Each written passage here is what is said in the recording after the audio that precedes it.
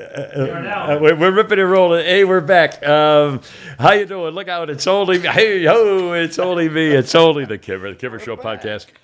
With Pete Davis, sidekick, producer, and sports raconteur. What are you doing? You're cutting your ball? I'm like, God, man. There's a string, and I got to cut the string. I hate that. Yeah. Okay. There you go. By the way, I found an old pair of 34 jeans that I can now wear a pair I haven't worn in 20 years, 34s. And they're still too big. Anyway, Pete Davis, sidekick, producer, sports raconteur extraordinaire, author of the famous book, We Hate Oklahoma and Texas. Or no, that was, what is it again? The Holy Guide to, what is it? The Totally Biased Guide to Southern College Football, Canines of College Football, and I Love Texas, I Hate Oklahoma. There you go. And is that the one that flips upside down? Yes, it does. Yeah, it's a special. So you can get that on Amazon or Google or whatever. I guess so. Or call you and you'll. Well, you get on Amazon, I'm sure. No, what you do is you go to thekimmershow.net and you go to Pete's page, and all those are right there. There you are. That's true. And Flounder at the controls, our mechanical mangler here at He's El back, Condo Flounder is back. Now, okay, as you know, we've been on, well, you may not know if you've never listened to us before, but we do this podcast several days a week. We've been off since last week because it's vacation time, and I had to go see my kids and my grandkids, and so we'll talk about a thing. Now, I deliberately, in fact, I kept saying I want to see where did Pete finally go, because we didn't know he was deciding what to do with his time off or when he was even going to leave, and if you were going to fly, he said, well, I have to leave in like 20 minutes. I said, what do you Anyway, so we're going to find out about that, and also Flounder. Now, Flounder, of course, works at the radio station 106.3, which we are affiliated with. When you go to thekimmershow.net, you can see, I'll link all that up. I don't know, I know a little bit about what Flounder was doing, but since you still had a job, did you get the whole time off or just a few days? I'm guessing. I took Thursday, Friday, and Monday. Yeah, so again, Flounder had kind of a different schedule because I still got some time and took a little trip. Yeah, which is good. Okay, well, let's start. Flounder, let's start with you. Yeah. What did you do with your few days off? One of my best friends has a family home right on Daytona Beach. Oh, Daytona Beach. So definitely the Redneck Riviera. Yeah. And it was really kind of quiet there. There wasn't a lot of folks there, so it was nice and chill, and literally just sat on the beach most of the day with a margarita. Oh, not too shabby. A margarita? Well, a margarita at a time. Several. And any partying or bar hopping? We went to a couple restaurants. It was very chill, like I said. Really didn't go there to party. Probably wasn't crowded. It wasn't that crowded because the summer crew is kind of ending. Yeah. And it was right by. His house is not even a mile and a half from the International Speedway and the minor league ballpark. Wow, so I got to see all that, and the hotel that his house is right across the street from is a nice Holiday Inn, and that's where the baseball players stay. So all we did was kind of hang out at that bar because it's literally right on the beach. And then we had access to the pool and all that stuff. So just hung there the whole time. Did you ever go to a place like that and not really have a room anywhere, but just change at a gas station into your bathing suit and walk into some hotel? I've had to, high school or on their beach and stuff. Yeah. Apartment complexes. We used to do it all the time over at Hambrick Road in Stone Mountain. How you doing? During the summertime, good to meet you. What do you do for a living? Just walk on in. Anyway, in Florida, I used to live in Palm Beach Gardens when I was retired. My brothers, my golfer brother Gino was down there as well. My little brother Todd used to be in Fort Lauderdale.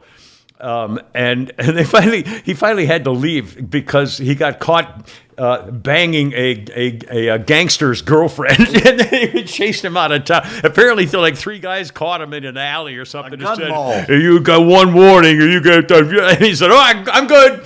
Thank you, appreciate it." Zing zang. Michigan for me. Really enjoyed the hell out of this, boy.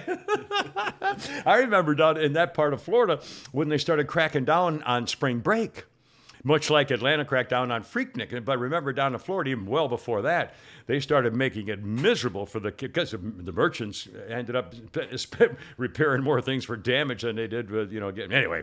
Yeah. Well, it sounds like we had a good time, a good break, and good. Very relaxing, just what I was looking for. Yeah. All right. Now the mystery was, as before we left, Pete, for some reason, Well, of course, we didn't really have a lot of time to plan. We only knew about a week or 10 days in advance, less than that. So there wasn't a lot of time to like make a tour plan or something. However, as it turned out, I was saying, well, what are you going to do? I said, well, I don't know. I said, what do you mean you don't know? And he said, I might leave. I might try to get an airplane flight somewhere tonight. And I said, you can't just call now and go down there, Anyway, you had a couple. Tell us what your choices were, as we recall. It was either go to Boston, yeah, and Nantucket and Cape Cod, and wonderful places. Yeah.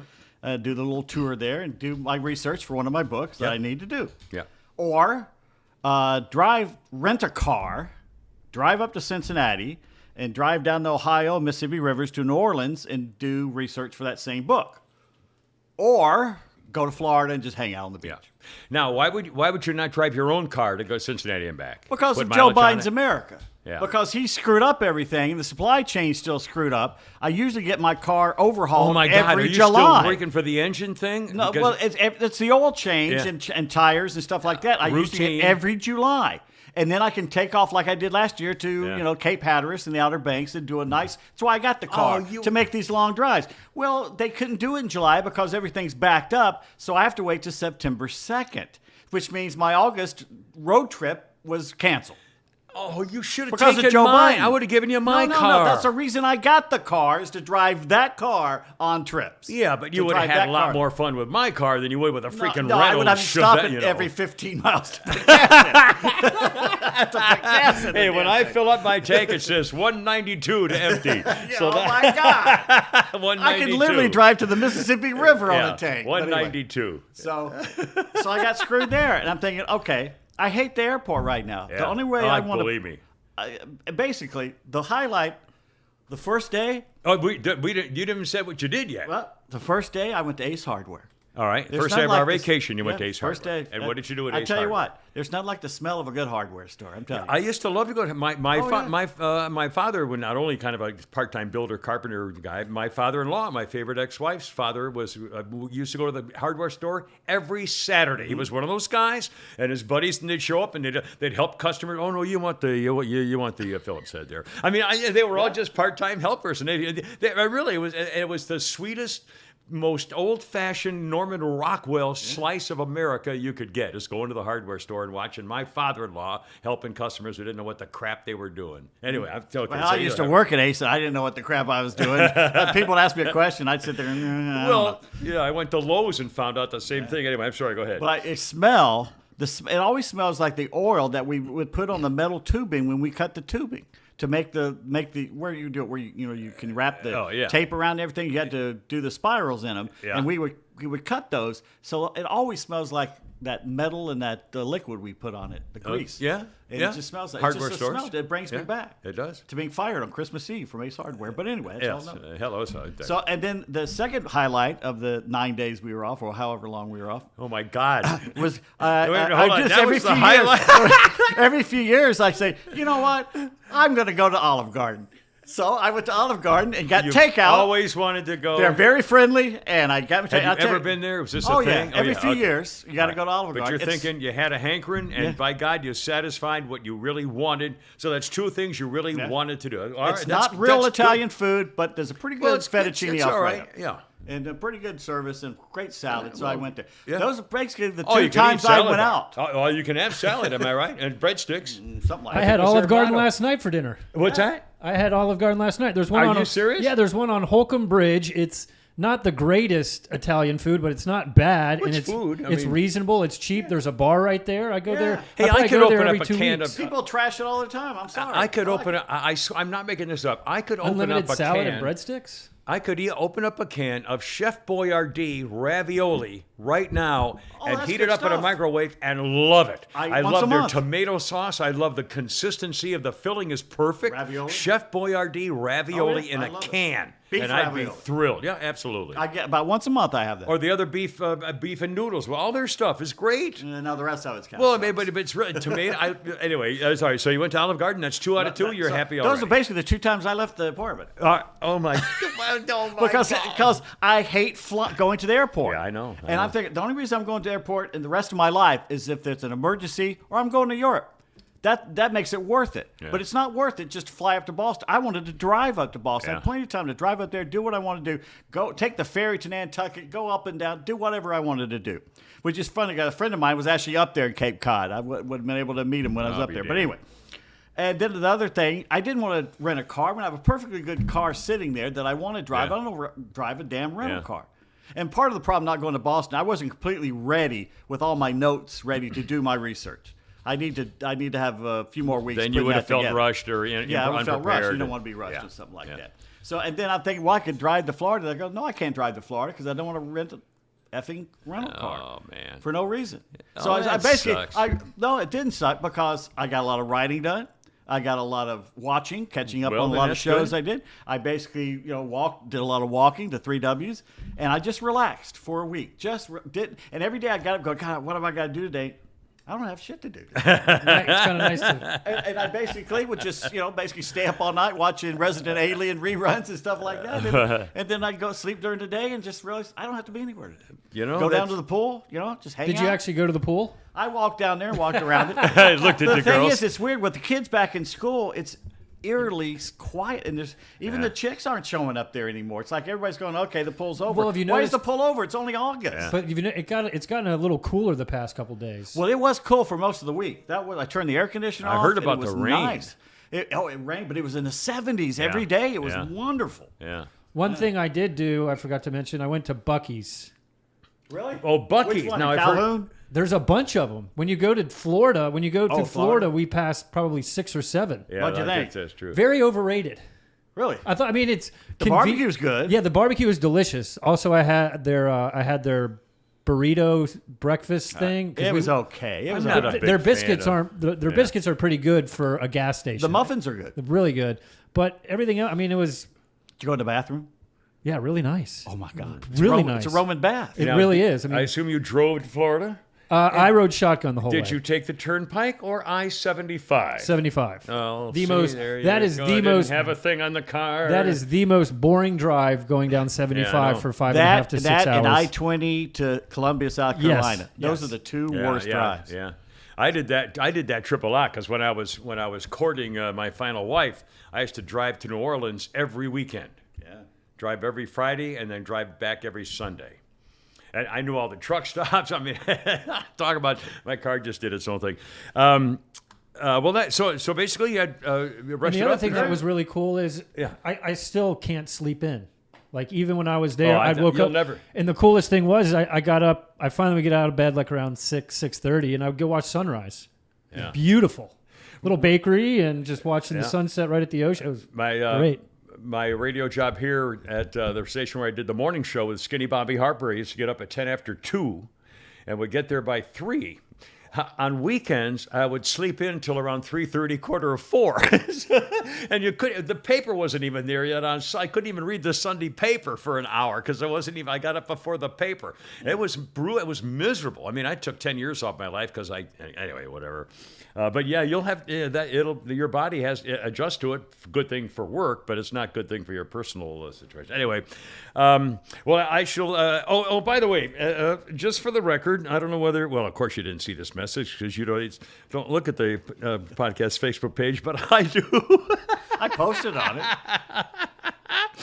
I got a very nice note here from Janet Houston, or Huston. I assume it's Houston, pronounced Houston. I probably shouldn't have even used her whole name, but again, she's on the podcast. And it says, can't wait to hear all about it, our vacation. I put a teased picture on there of the little doggy kissing me, Wilson, that Australian Ridgeback. God, I don't know if you saw any of the videos I posted of that dog. Holy moly. Anyway, she said, can't wait to hear all about it. Please don't let your sidekicks cut you off and ring the bell. I think I speak for many fans of the podcast, and we truly enjoy all your stories. Tell your stories. You can't stop me now. Bite you, Janet. And a quick thank you to our friend Jill Rosenthal, who sent me the 22-23 or 23-24 horse calendar. And she did it a year ago, too. Jill, thank you. And I'll be sending you a nice thank you note here before long. In fact, I sent out a couple today. Coming up, we'll do a vacation thing and my experience with flying. In fact, you mentioned hating to fly. I got a couple of serious things about the airport and the flights and everything else. And we're going to say, I knew it, and we've been saying this all along about the Rayshard Brooks case. We do have some newsy type things to talk about. I'll give an edited version of something I wanted to mention before about a scumbag who finally got what's coming to him. We got Holy Crap at Sports, the best podcast in America, and a sportscast with Pete Davis, so we'll talk about that. We got a billion things. Also, an update on our payroll from 106.3. We got a million things to talk about, including our sponsors. And again, if you'd like to join us as a sponsor or get in touch with us in any way or see how we are linked to social media and YouTube and so forth, thekimmershow.net. Now, among other things, when you go to the Kimmer Show podcast Facebook page, you'll see Wise RV Glass. Wise RV Glass is a double sponsor to the Kimmer Show and the podcast as well. This is a great idea. They will replace, especially this was really terrific during the whole China virus thing, but it goes to this day. Talk about convenient for you. If you have an issue with any kind of glass problem on your RV, motor coach, or camper, maybe you have a fogged up double pane window, or the rear view mirror cracked, or there's a spider web in the front windshield, even those hard to find kind of one piece flat ones. They could take care of all that stuff. And no, wait a minute. Here's the good news. They come to you. Now, wait a minute. You're saying, so I cracked my side view mirror. They're not going to drive all the way. Yes, they are. Yes, they do. That's what they do. They're very happy to take care of what you need. A glass issue of side windows, back windows, whatever it is. And if you have a fleet of motorhomes that got hit in a dust storm or something, they'll take care of that for you. No job is too small or too big. And everything in between. To save time and money, they come right to you, and they put it in your window frame, and no job is too small. Please remember that. Here's their phone number, area 470-345-6521. On the web, wiservglass.com. Say hi to Dad Carl, who retired. Now son Russell's running the joint with all his friends. Hello, Carl. Wise RV Glass. Okay, let's see. Wait. What's that? Saw a lot of movies, too. House of Gucci's pretty good movie.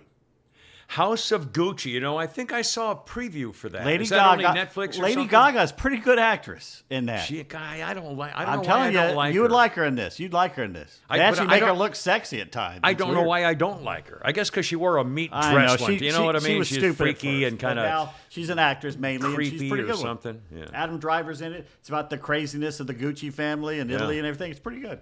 I'll be damned. It ends kind of weird, but it's pretty good. Yeah, now, is that a Netflix thing, or is that in the movies? Or God, that's probably it's either Amazon or Netflix. did you see it in a movie theater? No. Okay. Saw it at Amazon, Netflix. I Okay. got Peacock now too, and Apple again. So I was watching a lot of TV. Oh my God! Seriously, I sat on that couch for like a week. Hey, there's nothing wrong with that. Well, okay, this is the busy time. You got college football starting this weekend, NFL right after that. Baseball is winding down into the playoffs and the drive. Yeah. This is the next 4 or 5 months are going to be bam, bam, This bam. is a fun time of year. Right. There are a couple times a year when like playoffs and football and it all kind of starts going. But this time of year starts getting real interesting in baseball and starting football. In fact, I watched a little bit of the Falcons game, and I'm going to talk about that too as well. And that's coming. We'll do Holy Crap at Sports here with Pete here in a second. Okay, all right. Let me ask you this: going to the airport again. I just I used to really enjoy flying. It was not a big deal, and whatever.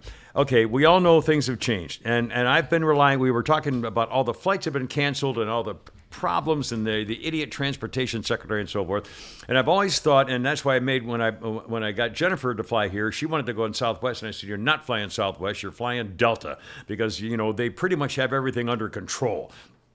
Okay, so I fly Delta. I fly once every 2 or 3 years, so I fly Delta. Anyway, so let me ask you this. When you're driving in your car, and when someone's dropping me off, like my little friend Gretchen dropped me off, when you're driving your car and it says departing passengers, okay? That means you have suitcases and you want to unload them at the curb, okay? All right, so all of a sudden you're driving up where it says, North Terminal to the right, South Terminal, Delta to the left, and so you make the curve and you go around the curve, and all of a sudden it switches into 2 or 3 lanes divided by those orange cones. Mm-hmm. So if you're in the second or third lane over and you want to drop off your passenger at the curb, you can't get there. From here. No, I'm serious. What are you supposed to do? I don't know. I mean, I guess you're supposed to get out and run. I warned her. I said, don't go over there. You'll never get back. And you can't. You'd have to go through the cones. And I think, who the hell thought of that idea? The only option then is to stop your car in the middle of the third lane where people may be trying to get out of there, and stop and unload your crap. And then you've got to cross 2 more lanes where the cones are to get to the curb. It's like Frogger. It's exactly like Frogger. By the way, I used to love Frogger. I love Frogger. God, I love Frogger. You know the other one I used to love? I used to love the one where it go bouncing on the corners. Asteroid? I don't know, but it was like a bar, and you would bounce it off the corners to try to do something. Pong? Pong. Oh I used to like God. Pong. Pong was the first one. That's why I used to love Pong, because you could just have fun with it, It's like with arcade games, the only one I really like, I love the car driving ones. I like those. And little drive. But the only one of the games I really like is air hockey. And I don't really play the hockey way. I just try to beat the guy into the thing, just because it's really cool. Anyway, what the hell was I talking about? Airport. Okay. Why do they? Yeah, that'll be the day. Why do they have the cones dividing the lanes? Because you can't. I mean, people didn't know what to do. And of course, what's the cop going to do? Is it still true, by the way, that a cop assigned to the airport means he's been in trouble? He got caught banging the commander's girlfriend or something. So. You're going to the airport, pal. I don't know if that's still true, but it sure used to be. If you worked at the airport, well, let me avoid you, officer. To me, that'd be a pretty cushy job. I would think the you odds stand of there getting shot at the and say, keep moving. I mean, the odds of getting shot at the airport are pretty low. Well, and let me talk about that woman who we obviously thought was a white supremacist in Midtown when I came back from Monday. Anyway, okay, first of all, the cones, I don't get it. How are you supposed to maneuver, unloading baggage when you're trapped in a lane nowhere near the curb? It's a mystery. I mean, it's stupid. I do not understand. Oh, by the way, Connor says, Jesus, did he just say Pong?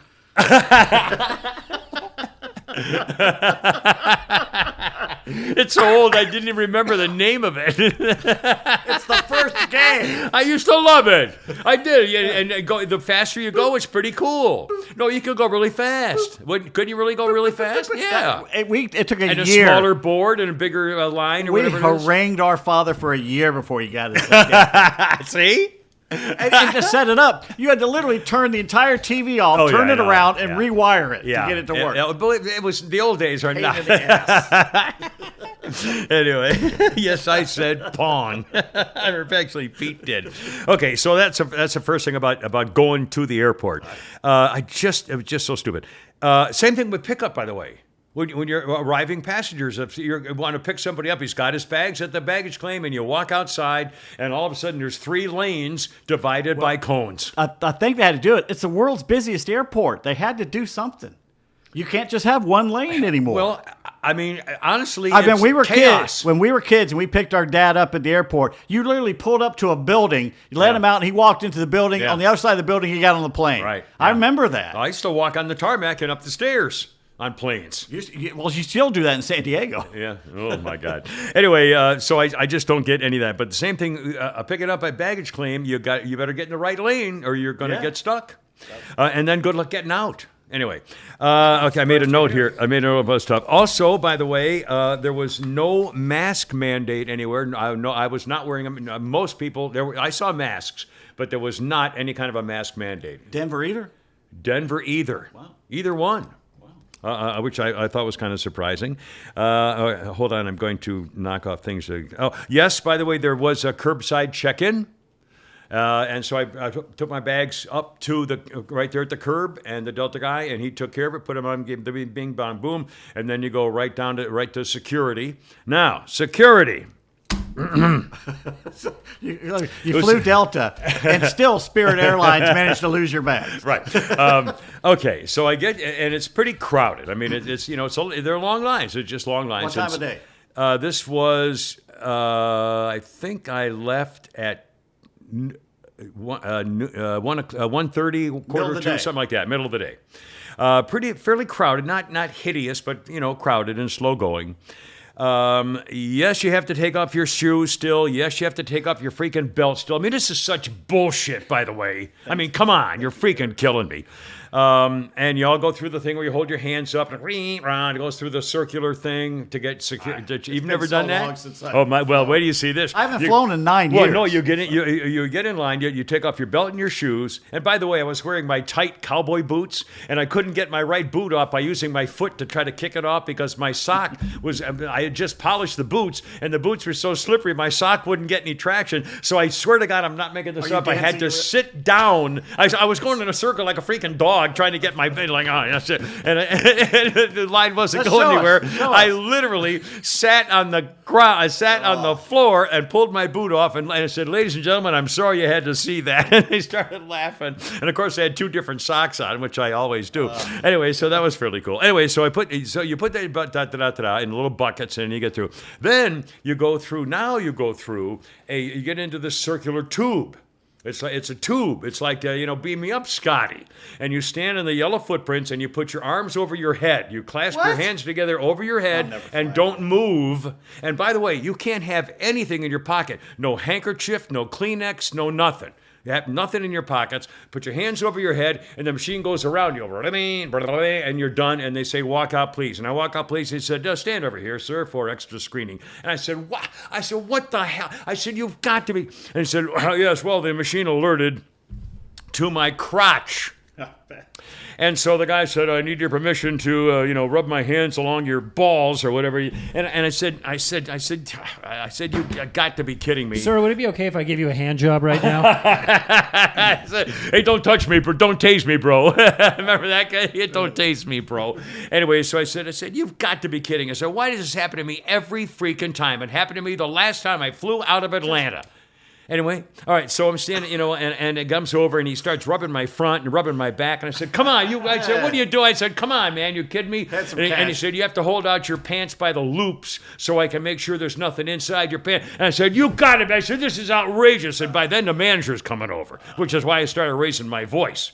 I said, this is bullshit. I said, you see anything here? He said, well, the machine alerted. And I said, yeah, the machine alerted on my jeans. Anyway, so then he says, all right, so wait over here. And he goes to get this little thing. And then he had swab my hands for gunpowder or explosive residue.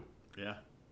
And I was none too happy. What would that mean, Matt? What if you'd gone to the gun range and then gone straight to the airport? Then you get taken into a back room. For what? What are you going to use your hands to shoot somebody? Yeah, to be investigated. You obviously planted a bomb on the plane before you even got on the plane, sir. Isn't that correct? And your baggage. They're going to check your bag. I mean, honestly, okay. So anyway, so that was cool. Okay, so I finally got through, and I finally got screened after You know what you should have done? Yeah. You should have done what Harry the Alien does all the time. Every once in a while, every few shows, he looks at the camera and goes, "This is some bullshit." I said that. I did call it. I said, "This is bullshit." I said, this happens to me every freaking time. I said, this is bullshit. I don't have anything on me. I said, I've got a pacemaker. I've got hearing aids. I said, and he said, oh no, it's in your crotch area. He said, I was livid. Anyway, so I mean, I didn't, cause a horrible scene, but I was clearly up and happy. Okay, then just a quick airport update. I hadn't been in the airport in a long time. I get in the airport and I'm thinking, the thing, I always get there early, and the first thing I do is I go look for books. I go into the bookstore and I buy 3 or 4 or 5 paperbacks, usually on sale, of bestsellers of authors I like, and I stack up on them, and that keeps me going for a couple of months or a month or whatever, or more, and which is great. No bookstores. Delta. I mean, at the Atlanta airport. No more bookstores, and they had like the newsstand, and they had 4 paperbacks, I think, all by one guy. I mean, it was I couldn't believe they went it. out of business. I guess I couldn't. There was nothing of interest. I'm going to buy a new suitcase or look for a diamond necklace. They had diamond necklace. You could buy diamond necklaces. Was Maury luggage there? Yeah, you could have diamond necklaces and suitcases and food, a lot of food, all kinds of the food. But anyway, I was it just seemed classless. I don't know. Anyway, all right. So finally, okay, we get on the plane. All right. We're sitting there, and ladies and gentlemen. We're going, oh boy. We seem to, because of a scheduling error, we are one pilot short today. So we're trying. I swear to God, I'm not making this up. There was a redneck drunk on the aisle, one seat up on the other side of the aisle. It says, "I got this. I got this." And then the steward, the flight girl said, "Sir, you've been drinking." Tell me something I don't know. Is I got this. Anyway, so that was a good laugh for about 12 seconds when he said, "So we've located one of our pilots in a nearby area, and he's on his way to the airport now, hoping he doesn't get pulled over for a speeding ticket." And I'm going, "Oh, you gotta be shitting me that they gotta wait for some guy to come from home?" Which could be God knows where. Calhoun, Drinking at home. Oh, God. Anyway, so everybody started groaning and moaning. He says, "We're sorry for the inconvenience, and hope you'll join us again next time," whatever. And so he's, So after a little while, I said, we was there for a while, and he said, "Oh, good news. We found a pilot in the area, and he's on the way now to be debriefed, and we'll be leaving." We didn't move. We got on the plane and didn't move on the plane at the gate for 2.5 hours. God. I hate flying. I tell you what. Did you have the option to get off the plane? Usually they don't. I couldn't get off. I didn't want to get off the plane, but no, they didn't say anything. But I'll bet you if somebody had screamed and yelled, they would have let him off. I think they have Again, to. knowing that it was going to be 2 hours, I would have been like, "Can I just go sit in the waiting area?" It was 2 hours. It was 2 hours and like 20 or something. It was over 2 hours. Sat there on the plane. And by the way, I get a window seat, so I don't get up. Right. I'm not using their bathroom. I'm not even get out. If I were on the aisle and I had to, that'd be one thing. But I still don't even want to go in there. Okay. And I get a window seat, so I'm not moving. So I know. I said, "Oh God, when you get to a certain age." When you have to, especially after prostate cancer, when your body says it's time to go, it's time to go. Luckily, that didn't happen because I tried to plan for it by not drinking. Whatever. Anyway, but I'm thinking so the plane was over 2 hours late, and again, but whatever. Are you one of those people that takes your shoes off? No, and luckily nobody next to me did. And you got to tell them to put their shoes back on. Here's the thing. My feet swell on those planes. I have to take my shoes off. Well, then wear loose-fitting shoes and untie the laces. You do, but after a while, you got to. If I'm sitting there for 2.5 hours, I'm taking my shoes off. Oh boy. I'm not walking to the bathroom. Do you? No, one should go barefoot. That's where that plane's been. Yeah. Well. Everywhere. I know. Anyway, all right. So that was bad. Now, I'll do a quick return trip airplane thing, and then we'll be done with the airplane flight stuff. Let's see. We get into. By the way, the Denver airport is the ugliest area geographic. I mean, it's just horrible. Yeah. Well, I mean, they have what looks like Noah's Ark. Have you ever seen the Denver airport? We flew in with the Falcons right after they opened it, and it was like a desert. Well, it is a desert basically, and it's not an easy. It's in Kansas. Yeah, it's not a quick trip to the airport. You have to have a good friend to drop you off at the airport. I think Uber does a really good business in Denver. Funny. You look at the map. Denver's smack dab in the middle of Colorado, and the airport's in Kansas. Yeah, exactly. Anyway, but the airport, the building looks like a big Noah's Ark. I mean, it's an ugly thing. You should Google the picture of the Denver airport, and then it has a whole bunch of white. Look like Hershey Kisses nipples, like 50 of them, like tents. Yeah. And it's supposed to be the Rockies and a whale or something. I mean, it's ugly. And they have real quick. Yeah. Take a guess. How far is the airport from Denver? Guess mileage. 50. 31. 25. Yeah. It just seems. I mean, it's farther here. No. That's closer. No, our airport's right here. Our airport's right next to Atlanta now. It used to be far. Now it's right next to Atlanta. Yeah, but it still takes you at least 45 minutes to get there from where I live. Or right here, yeah, it would, yeah, because of traffic. Anyway, so it's an ugly airport, and it's huge, and it's crowded, and whatever. But it was fine. I mean, I'm not complaining about that. It's just that it's freaking ugly. But they had books. They had bookstores. I got 5 paperbacks on sale at the Denver airport of my favorite authors, so I was happy about that. Wait a minute. When you landed, you bought 5 books? Absolutely. Why? Oh no, I beg your pardon. I bought them on the way back. Okay, well, you gotta lug 5 books No, around. no, for no, reason. no. On the way there. Oh, by the way, I did. My son-in-law Dan made a golf round. And so I took my clubs and my huge carry bag. I carry bag just enormous, like a huge thing, like a mummy cocoon thing. Sarcophagus. So I lived like a sarcophagus, and I load the bag, and I packed all my clothes in there. I put, all my pants and thing, and so it probably weighed 150 pounds. But anyway, so all I had was that thing to pick up in the oversized baggage area when I got there. But anyway, on the way coming back, I got there early, and I did find there were books everywhere, and they had a lot more things to offer for some reason. But it's not a happy place to be, and they had that secret underground tunnel of some kind. It's a government. Yeah, government thing. But here's what killed me on the way. Sarah and Jennifer drove me to the airport, and my favorite ex-wife too. I made a trip because she wasn't able to join us for a couple things. Anyway, and so on the way to the airport, the last road before you get to the airport, you take the turn to go on to the exit to go to the airport road, which is about probably 7 or 8 miles long. But when you get off the airport express lane road, it's like a super highway thing, and it's probably 8 or 9 miles to finally to the airport. And that's where they put the police radar speed traps. The final part of people racing to the airport to catch a flight, they have radar speed traps, and they were pulling. I said, what a nasty thing to do. God, that's just mean-spirited. Yeah. On the way to the airport. And not only are you now late, now you're really late. I mean, can you imagine? Anyway, that's dick maneuvers right there. I just thought that was... Cindy says you probably bought the same books you had at home, but that's I've done that too. In fact, I've got one of my Stuart Woods books that I bought by mistake. Not this time, but the last time I did. I absolutely did. Anyway, I couldn't believe they had a radar cop and then his motorcycle buddy and your little speed trap teams right there on the last freaking road. I mean, that's just cruel. Anyway. All right, hold everything. Oh, I want to give you an update on Wilson the dog. If you looked at any of the videos I put from the time we were gone on the Facebook page or my personal Facebook page, you saw that their Ridgeback kind of took a liking to me, and I lost one of my ear rockets, and I said, "Oh my God, the dog ate it." And because I'd come out of I didn't wear them in the shower, but they were kind of wet from being in the bathroom.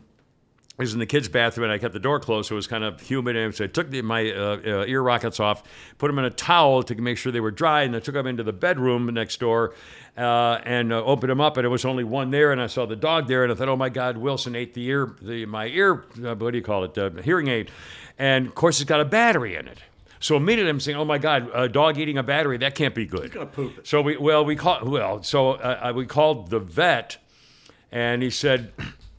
Well, you better take him to the emergency clinic, and they'll make him throw up and see if it's in there. But here's the problem. I was at the house by myself with a dog because Sarah had just taken the kids to school, and she was at school also and had she's a very important person on helping with kids' social work and stuff like that.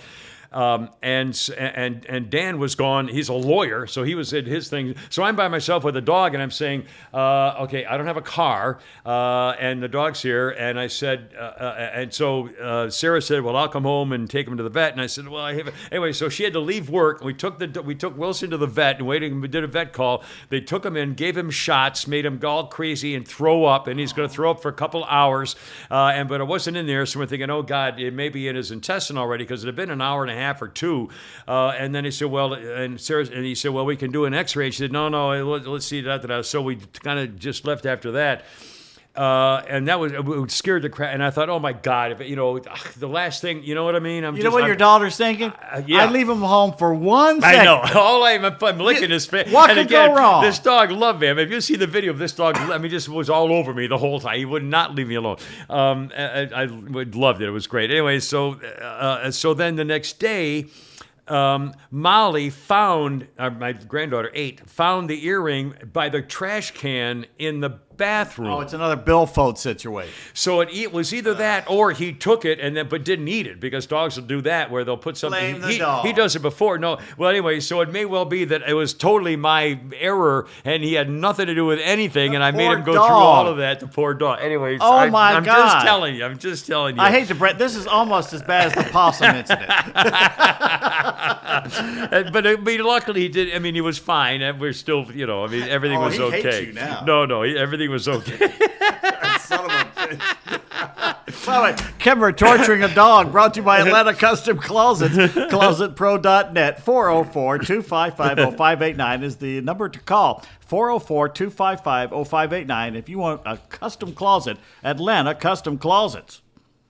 And a great, again, we appreciate all our sponsors. Times are tough out there, and anything you can do to help us being a sponsor or getting thekimmershow.net if you want. And don't forget, if you see that, open up the YouTube Froggy, hit the YouTube Froggy where it says subscribe, hit the subscribe Froggy, and then it's free. You don't have to do anything else. That helps us with numbers, adding up numbers. Anyway, just for the record. A couple quick things on vacation. I took my clubs. I did play golf. And on the range warming up, man, I hit it great. I mean, I told you the other day, I was trying to practice and whatever, and I've come up with a swing now that I've lost so much weight and I've lost my muscles and everything else.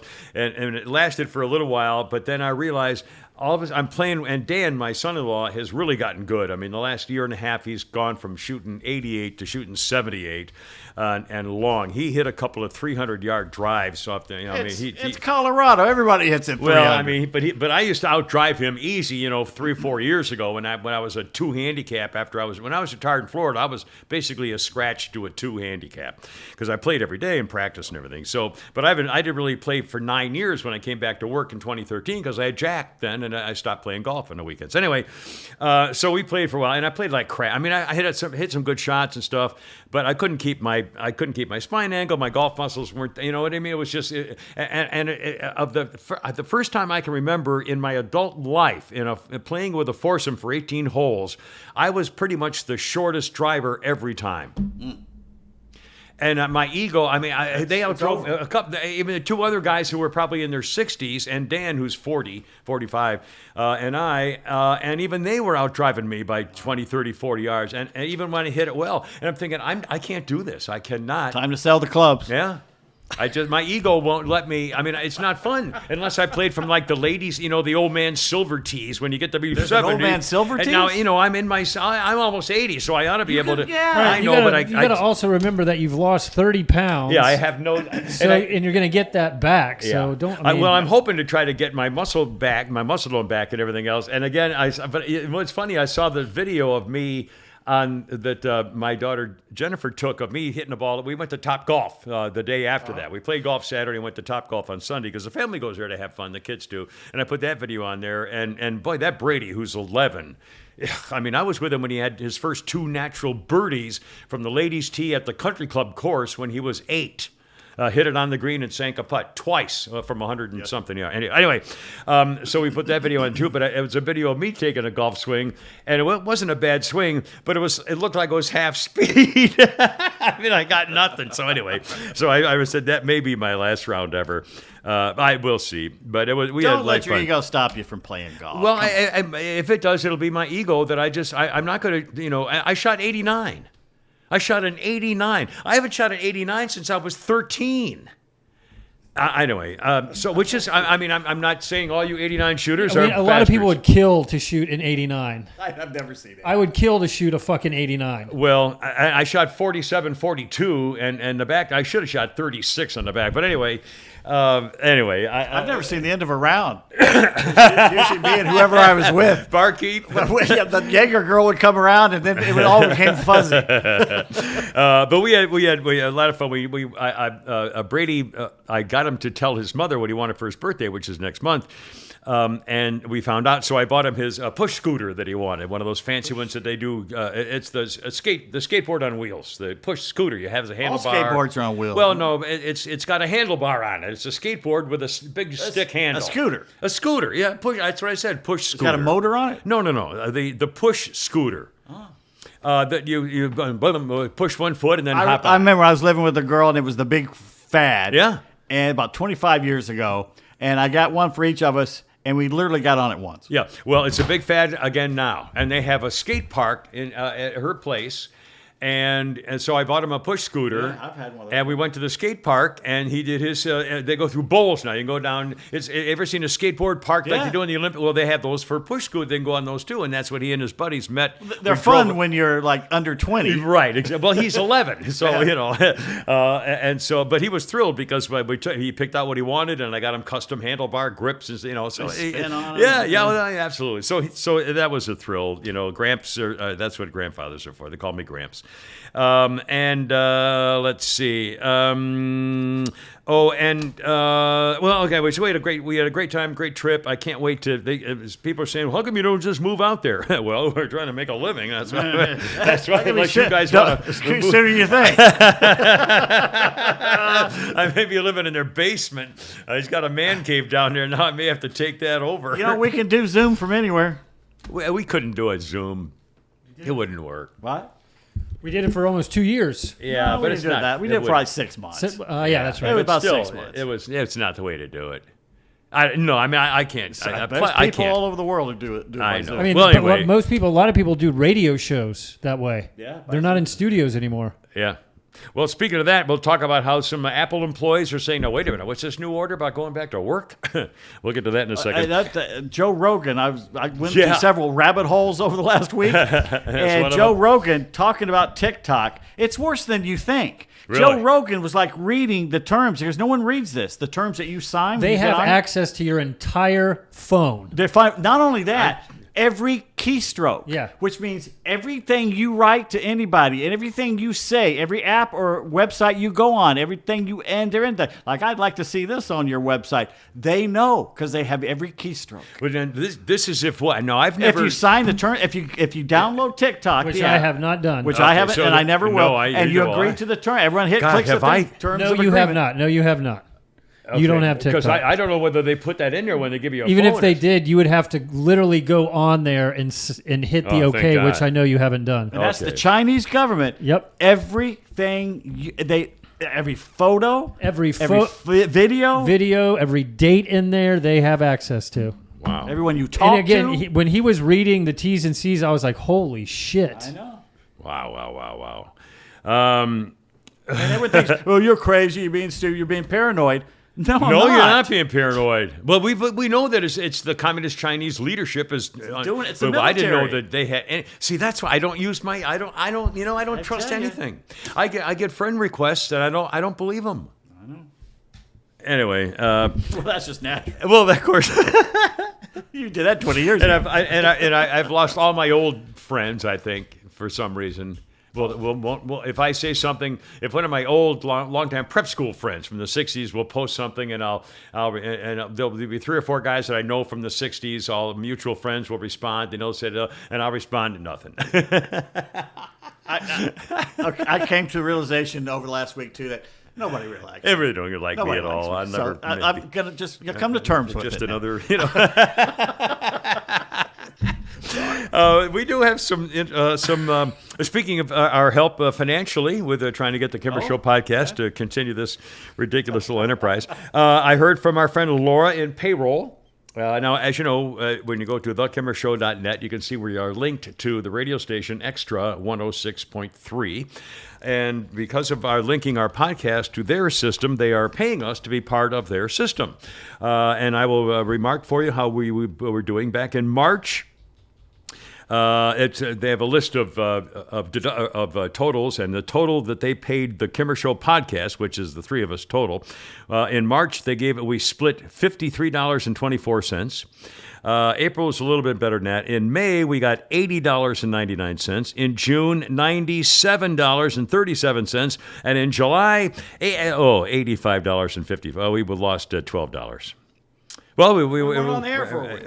Well, yeah. Anyway, so we lost $12 in July. So, but we're trying harder to make sure that July's not a No, big that's- radio listening That's month. split. That's not each.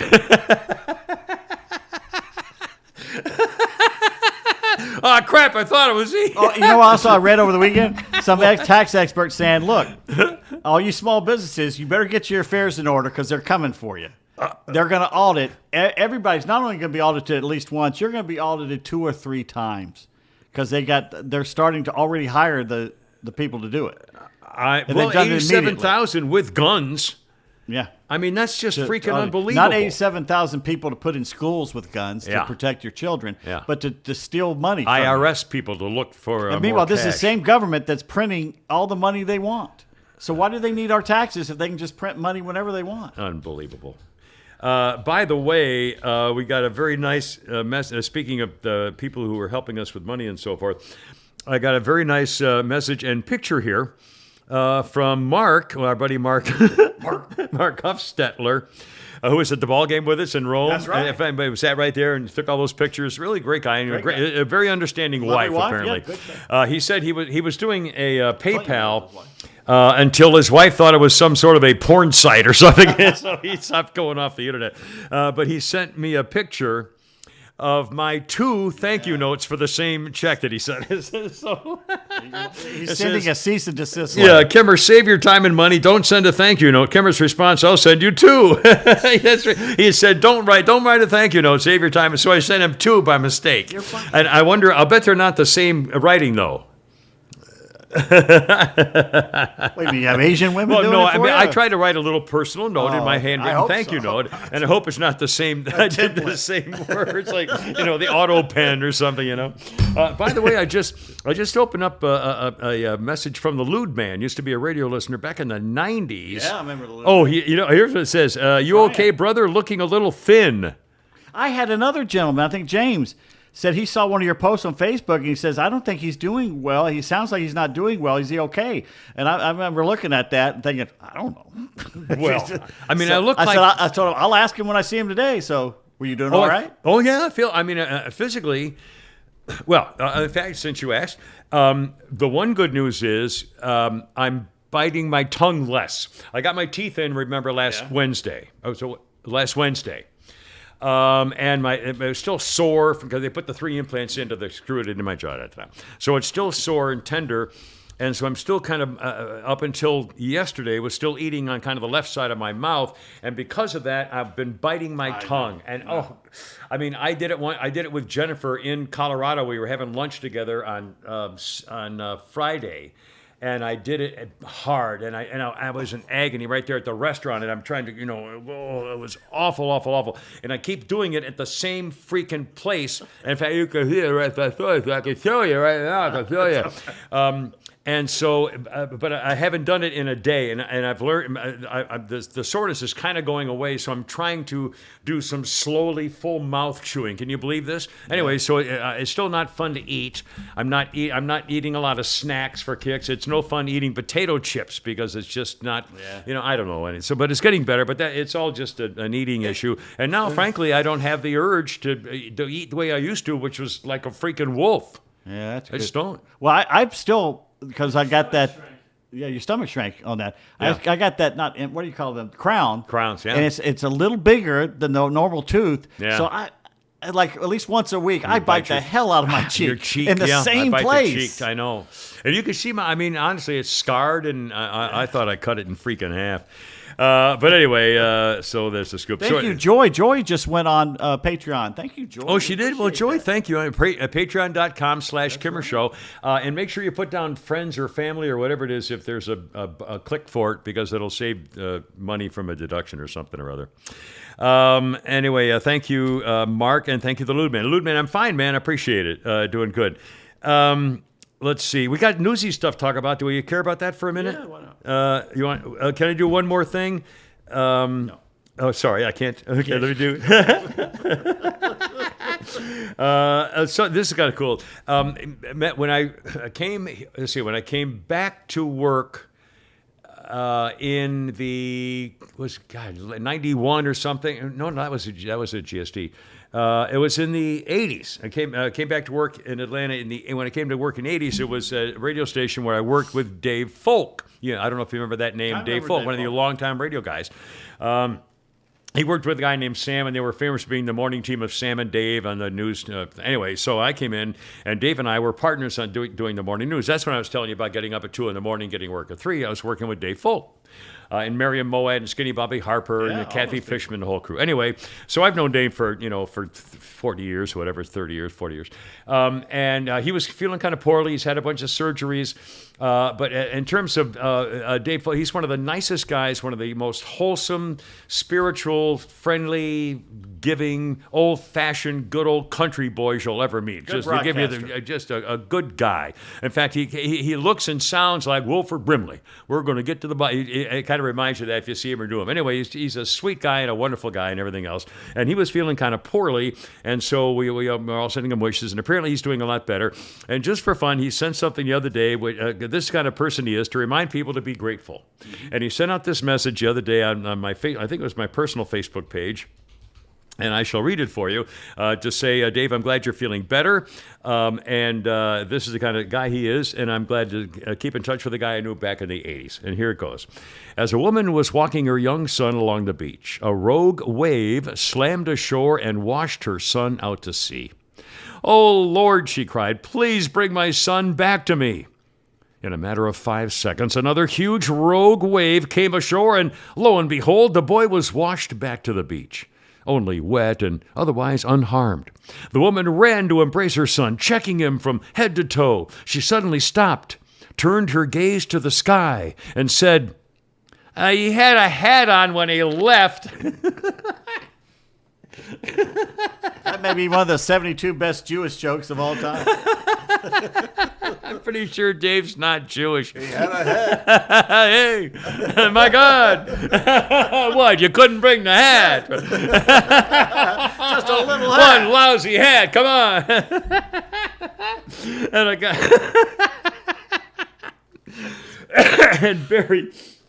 he's missing a thing here. Dave folksy folkism. Folksy folksism. Well, he does. He sure. Oh God, I just hit my tongue again. Ah, shit! I just hit my tongue again. It's only certain times if I have if I move my mouth in a. Oh crap! You say the letter F. Oh, That's what did it. The letter F. oh God. Dave folksy folkism. Oh, luckily that was just a no. And our friend was it Barry? I got to hear somewhere. Hold on. Barry sent a meme of from Ocasio-Bangbangio Stupidio, the congresswoman who's still back there, who by the way is fighting Nancy Pelosi on issues and so forth. Anyway, and here's the meme from AOC, Ocasio-Bangbangio Stupidio. She wrote and she says, "My boyfriend is so loyal. He doesn't watch porn with any girls in it." Yes, you see this.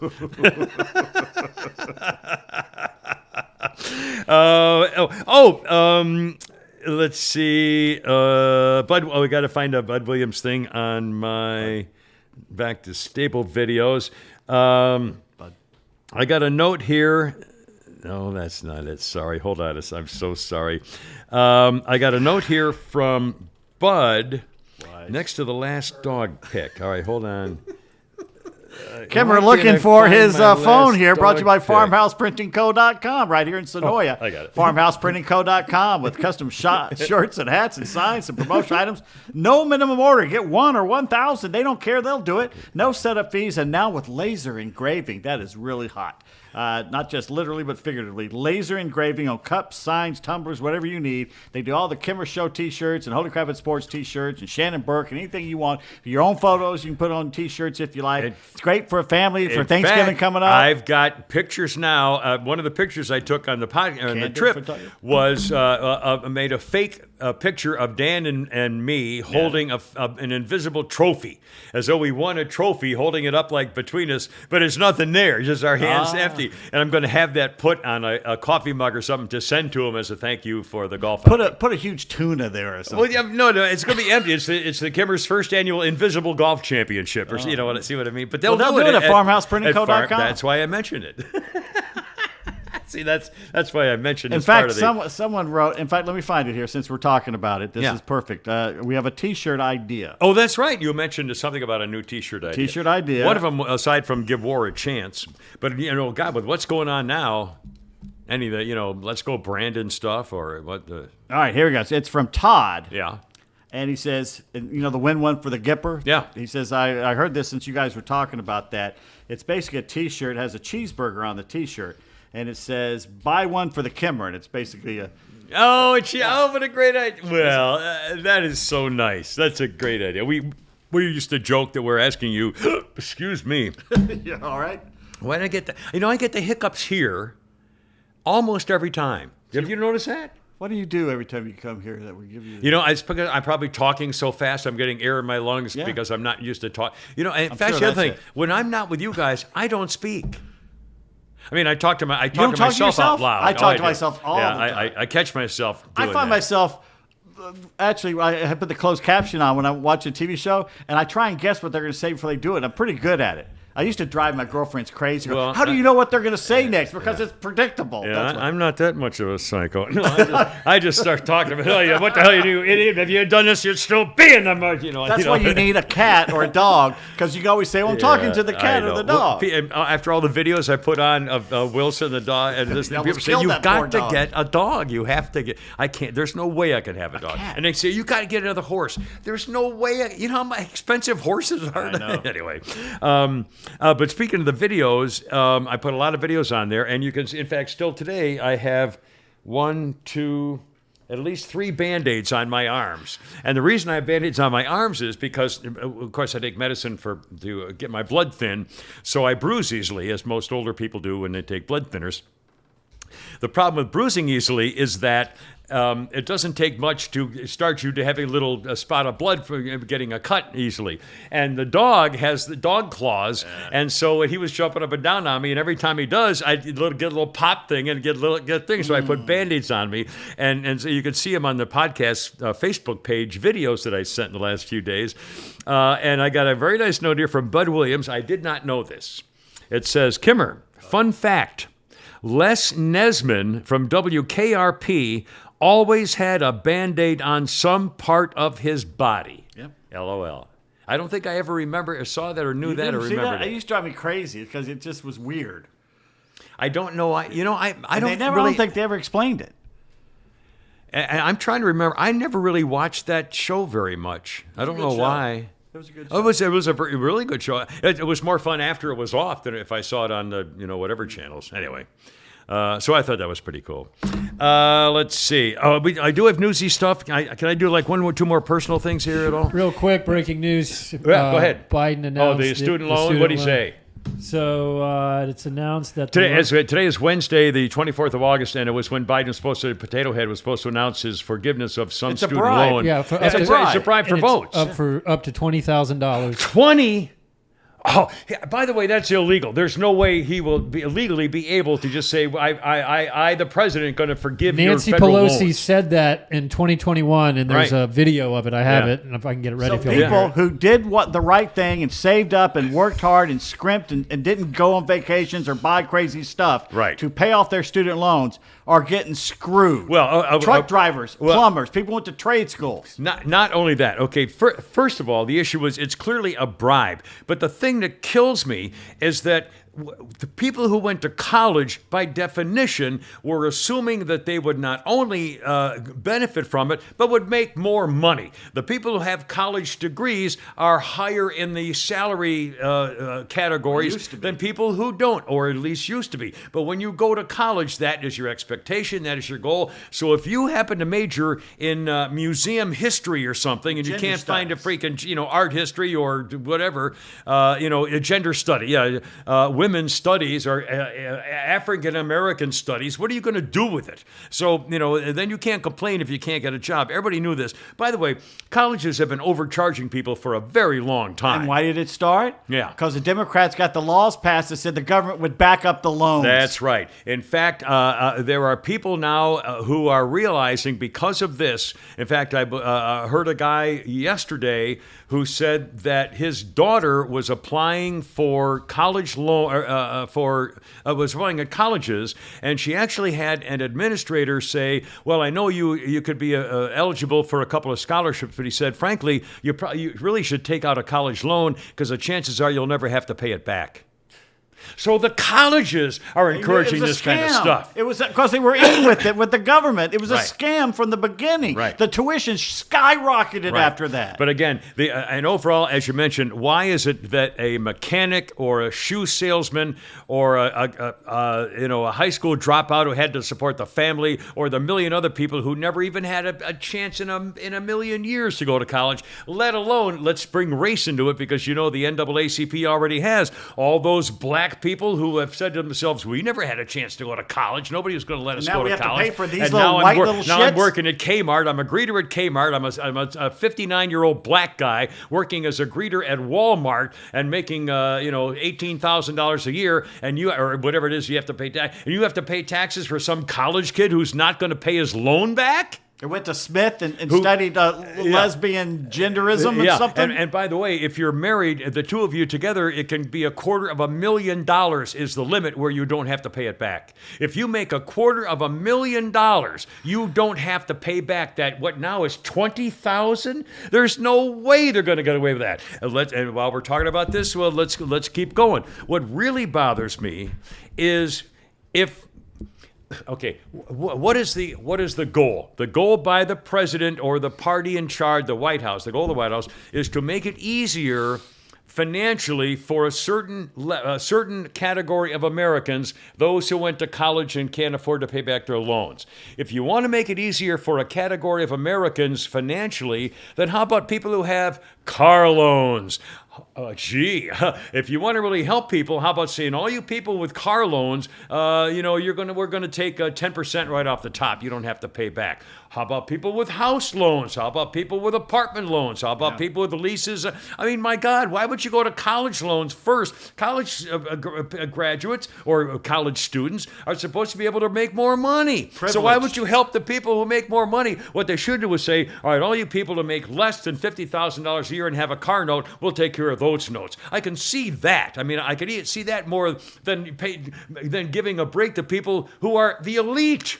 Privileged. Why would you give the break to the elite and the privileged who went to college and refused to pay back their loan, which, by the way, means you're a scumbag. You know how much money that my starter wife and I and my kids paid back for college loans? If I was black, listen right now, if you're an African American, it's the conservatives are sticking up for you right now by saying these privileged little white girls who knew what they were doing when they signed these loans are getting it paid. What are you getting? That's right. Vote conservative. So Tim Scott tweeted this last night. The richest 40% of Americans carry 60% of student loan debt, while the bottom 40% carry just 20%.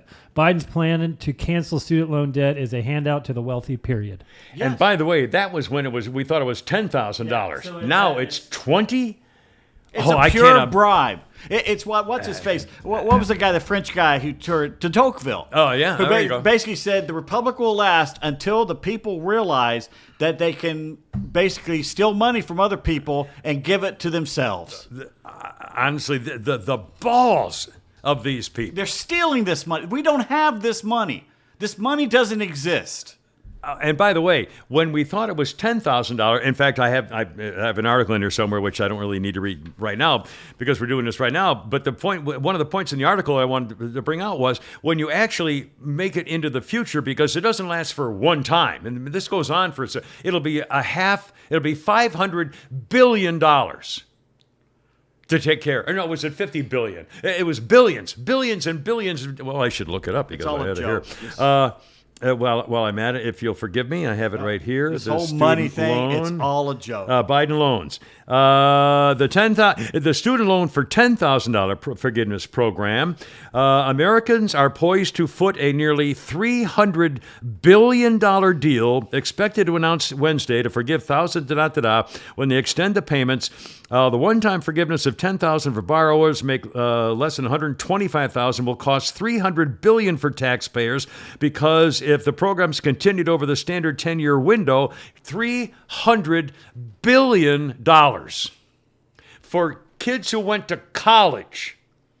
if you're going to spend $300 billion to help Cure people cancer. who can't pay their bills, how about cancer bills? How about the fact that I spent $20,000 on my teeth that weren't How covered about with a St. insurance? Jude's hospital in every major city, not just Memphis? Exactly. How about no parent with a child who's sick should ever have to pay a bill again? Right.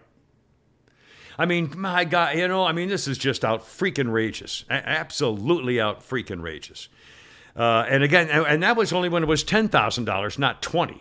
It's a pure bribe. I mean, why that? Who decided it would be college loans? That's their little group. They're taking care of their own. That's But their you would- little group. you would- Those are the big donors in the Democratic Party whose their kids went off to college and farted around for 8 years and now don't have a job. It's to help them. But you would think there'd be a whole nother segment that they would get more of a bang at the buck at the polls from. Because they know they're going to vote for him anyway. And by the way, this is also a nice distraction along with the Donald Trump so forth to take your mind away from the border crisis. Babies dying at the border again now. No baby formula. Yeah, no, all the things, the economy, gasoline, supply chain backed up. By the way, my family is so liberal, screaming liberals, and I caught him the other day. We were driving along in the car, and I was talking about how I was telling him I almost thought about driving out there. It probably would have cost more to drive than to fly. And I was complaining about, the $5 gas, and Sarah Jennifer said, well, it sounded like, it's a $4.10 now in Colorado. And I said, oh, you're happy about that? I said, sweetie, 2 years ago it was $2.10, but they're now celebrating because the price of gas has gone down 40 cents. See, this is how they do it. This is how they think. They got Donald Trump now with a secret raid for papers. It was such an emergency. They had to raid him in the middle of the night with 25 armed agents, SWAT teams for papers, and the gasoline prices, forgot about that, all these distractions, and now 20,000, well, it'll never pass. It'll never, ever pass. I'm predicting that right now. And it's not fair. It's not fair to everyone who did not go to college and will now have to pay out of their taxes for someone else who did and refuses to pay their debt. IRS thing, they're coming after you. That's why they've got to pay this 87,000 more agents. And have you heard any Republicans say that day one, if we take back the House and Senate, day one, we're firing everyone they've just hired at the IRS, and we're firing the rest of them in perpetuity? Trump will. No one else will.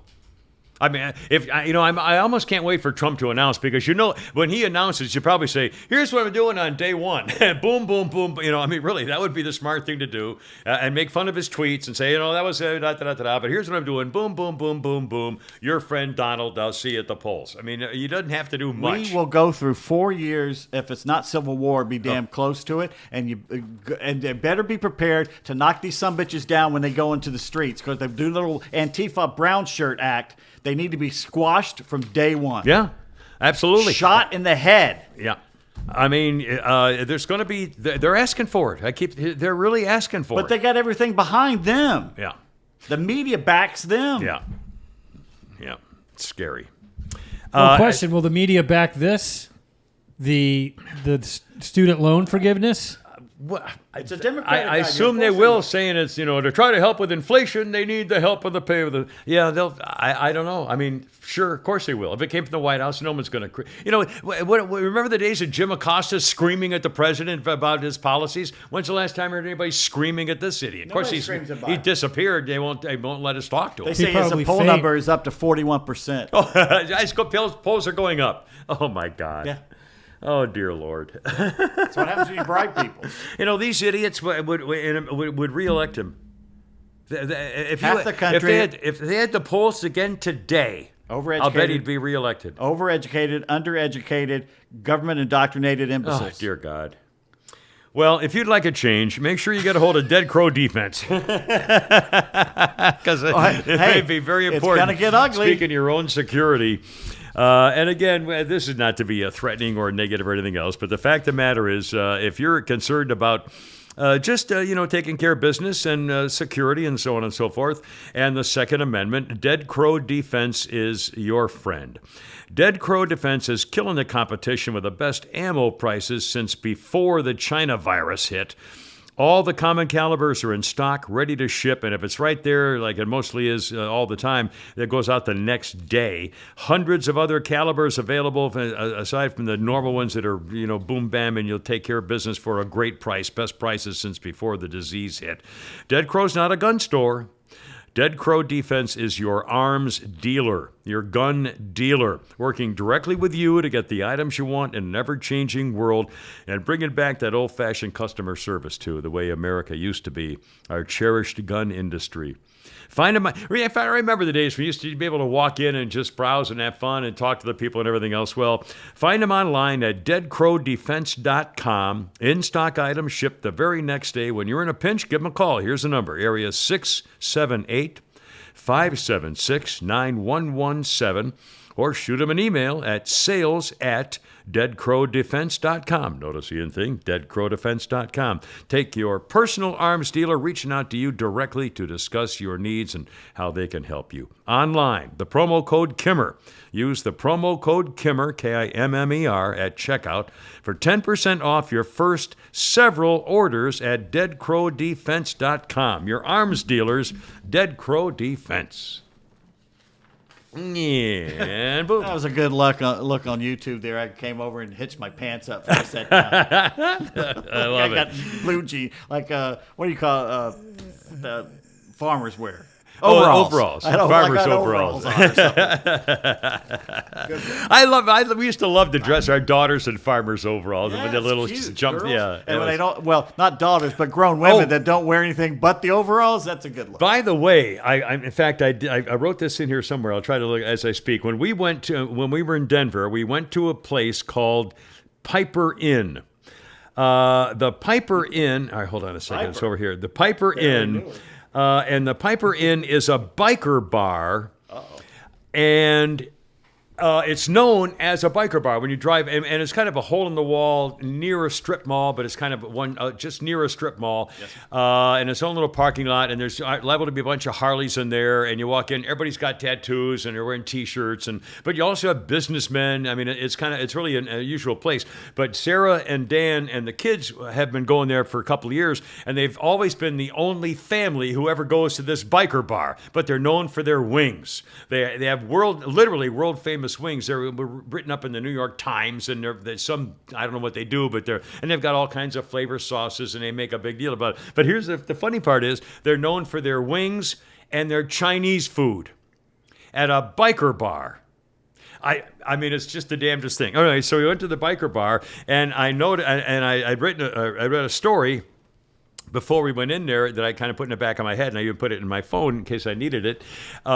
The waitress we had was, of course, tattooed, a little hottie. I mean, like 25 and just really sexy, and teeny little short, tight shorts, and her tattooed legs all over the place, tattooed arms all over the place, but real cute. And she had a nose ring, much like the one that I bought Jennifer. Not a ring, but a little ding-dang in her nose, which I think is ridiculous. But I took Jennifer to get it and put it in there and took video of it back when she was visiting here in Atlanta. Anyway, so I made a joke about the waitress. I said, "Oh, you've got one of those things like my goofy daughter." And we laughed and had a good joke. And I realized afterwards, and I took up the bill, and I realized I gave her a big tip. And I realized afterwards that she fit what I'm about to tell you of a story, which has been a result of a survey that people have done to realize women are trying different hairstyles as waitresses, especially in bars, to see whether the tips are different. And this was on BuzzFeed. A woman found out that the best tips for women working in bars and working at night is to wear pigtails. In this biker bar, the girl was wearing pigtails. And one girl said, "My highest tippers when I'm wearing pigtails are almost always men. I even had a man tell me he really liked my hairstyle." Another, "Bella, this is another thing that proves young women are sexualized in society in today's world. And the proof of it was when she did an experiment. She wore her hair all kinds of different ways, all different nights. When she wore pigtails, the guys went nuts." Welcome to reality. Yeah.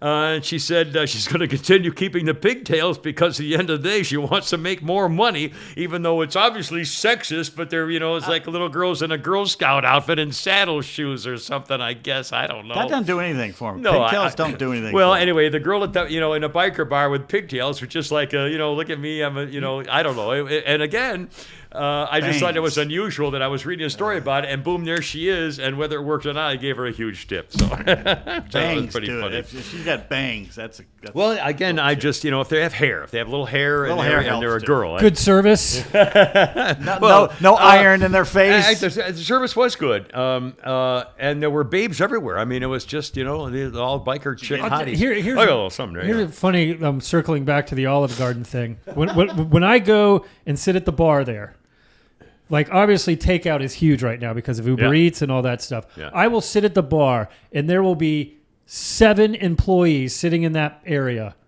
I won't get service for 5 to 10 minutes sometimes because it's not the bartender. Oh, my God. They're Really? literally sitting there looking at me, waiting for the bartender, and they look at me like I'm a glass.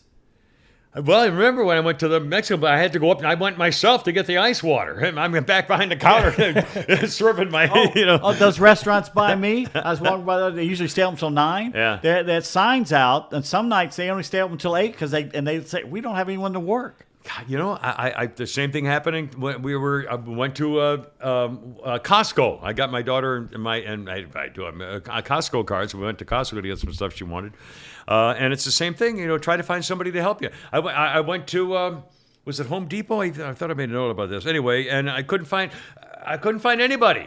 I mean, I finally had to make a fuss, and then they say, well, it's over there in the middle of aisle 7. Oh, over there? All right, let me go ahead and try to... And then, of course, you're in the middle of aisle 7, don't know which side, can't It's find... huge. I mean, it's It's a huge aisle. Yeah, I mean, Jesus. Anyway, so whatever.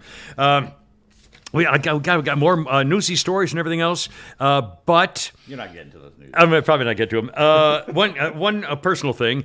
Today, on the way down here, I took my new route where I'm going to try to avoid coming here, at least at this time of the day. I'm going to try to avoid coming down 400. There's no need for you to take 400 anymore. There's no yeah. Now, Same with you. I'm sorry? You just take Roswell Road. Yeah. Roswell Road, stoplight. Stop. I know, but here's the thing. Okay, No. as you know, I'm going through some idiots. kind of Idiots with no insurance and barely a tire on their car. Yeah. Okay. As you know, or you may not know, and I don't know whether I publicly talked about this, I, for some reason, don't know who I am. I'm at a part in my life where things are happening that don't sound like me. Well, I'm changing I'm rearranging my life a little bit. When I lost my wallet, but I didn't lose my wallet, that would never happen to me. Ear thing, 5 you years lost ago, the dog. I lost my teeth, I lost my ears, I've lost 30 pounds, I can't play golf. I mean, my whole life, I lost my horse. My whole Money. life is all. I lost my job, Lost your lost my money. career, lost my nest egg. I've lost everything. I mean, everything is gone. I mean, everything is Virginity. and I thought I lost my wallet, but I didn't. A couple things happened where I've done things where I think, God, that's not right. In other words, I'm just, for some reason, something's going on where the normal Kimmer life track I had is going there's just Askew. and I'm sure it's just age or concentration level. I don't know. All I'm telling you is. last life. physical you had. No, I'm fine. The other day, my heart's great. My lungs are clear, which I find freaking amazing, by the way. Anyway, what was that? A Shakespearean aside. He was tupping his white ewe. Did you know Othello was black? Anyway, Othello, yeah. Anyway, he was tupping your white ewe.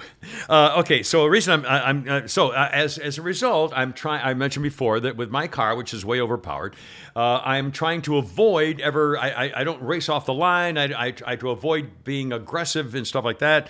And when you go into 400, and again, if you don't live in Atlanta area or places, it's a major, like an interstate, 400 interstate, and most of the entrances are 2 lanes that merge into 1.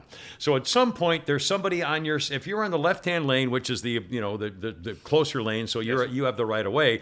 But if you're on the left-hand turning in entry lane, and there's going to be somebody on your right, and that person on your right is either going to try to beat you and cut you off, or be polite and wait for you to do it the proper way. Well, I'm sick and tired of having people trying to cut me off. Okay, and I'm trying to avoid it. But yesterday, or was it? Yeah, yesterday. Was it yesterday? What's today? Yesterday, I'm coming down 400. I had to get down there. And I'm on that lane, and behind me was a Range Rover, and on the right of me was a Jeep, one of those 4-door station wagon Jeeps. Okay? And I'm in the left-hand lane, which is the first starter lane. So and they're both tailgating me, and the Jeep is trying to cut me off on the right-hand side. So we're getting to the point where it's either shit or get off the pot, where, it's going to turn into one lane. And frankly, I said, okay, I'm sick and tired of this. They're both trying to goose me. So I just nailed it. I mean, I went bam like that, and I just flew ahead of them by a couple hundred yards, and then when I did that, I immediately backed. I was doing probably 85, and I immediately backed off to about 65 speed limit. I backed off to around 70, 72, something like that, and got over a lane. And so I'm now in the middle lanes doing 72 in traffic. Everything's fine. And they go zooming by me. The one of them goes zooming by me like that. And I made sure I put a big laughing laugh on my face. So if they're looking at me going by, they can see me laughing at them, because they show how much I just creamed them when they thought they're okay. So the first guy goes by in the Range Rover, and I'm laughing like hell. The second guy goes by in the Jeep, and I'm laughing like hell. And then eventually getting over. And then about 4 seconds later, a guy in a Volkswagen, one of the square Volkswagens, goes really flying by him, and he was behind them, and he was showing off how good he was. He went zoing, zoing, zoing, flying by, and we go over. And like 4 seconds later, I go over the hill, and the cop had just pulled over the last of the guys who was trying to cut me off. They got the Volkswagen. If he hadn't been there, and if I had been my normal self, that would have been me. I missed getting that ticket by, a couple of hundred yards, basically, and by deciding to back to be the new me. But again, I don't want to go through that crap. I can't. I'm not that. I'm not a tough guy. I don't want to be a competitor. I just don't want this kind of crap. My life's too short.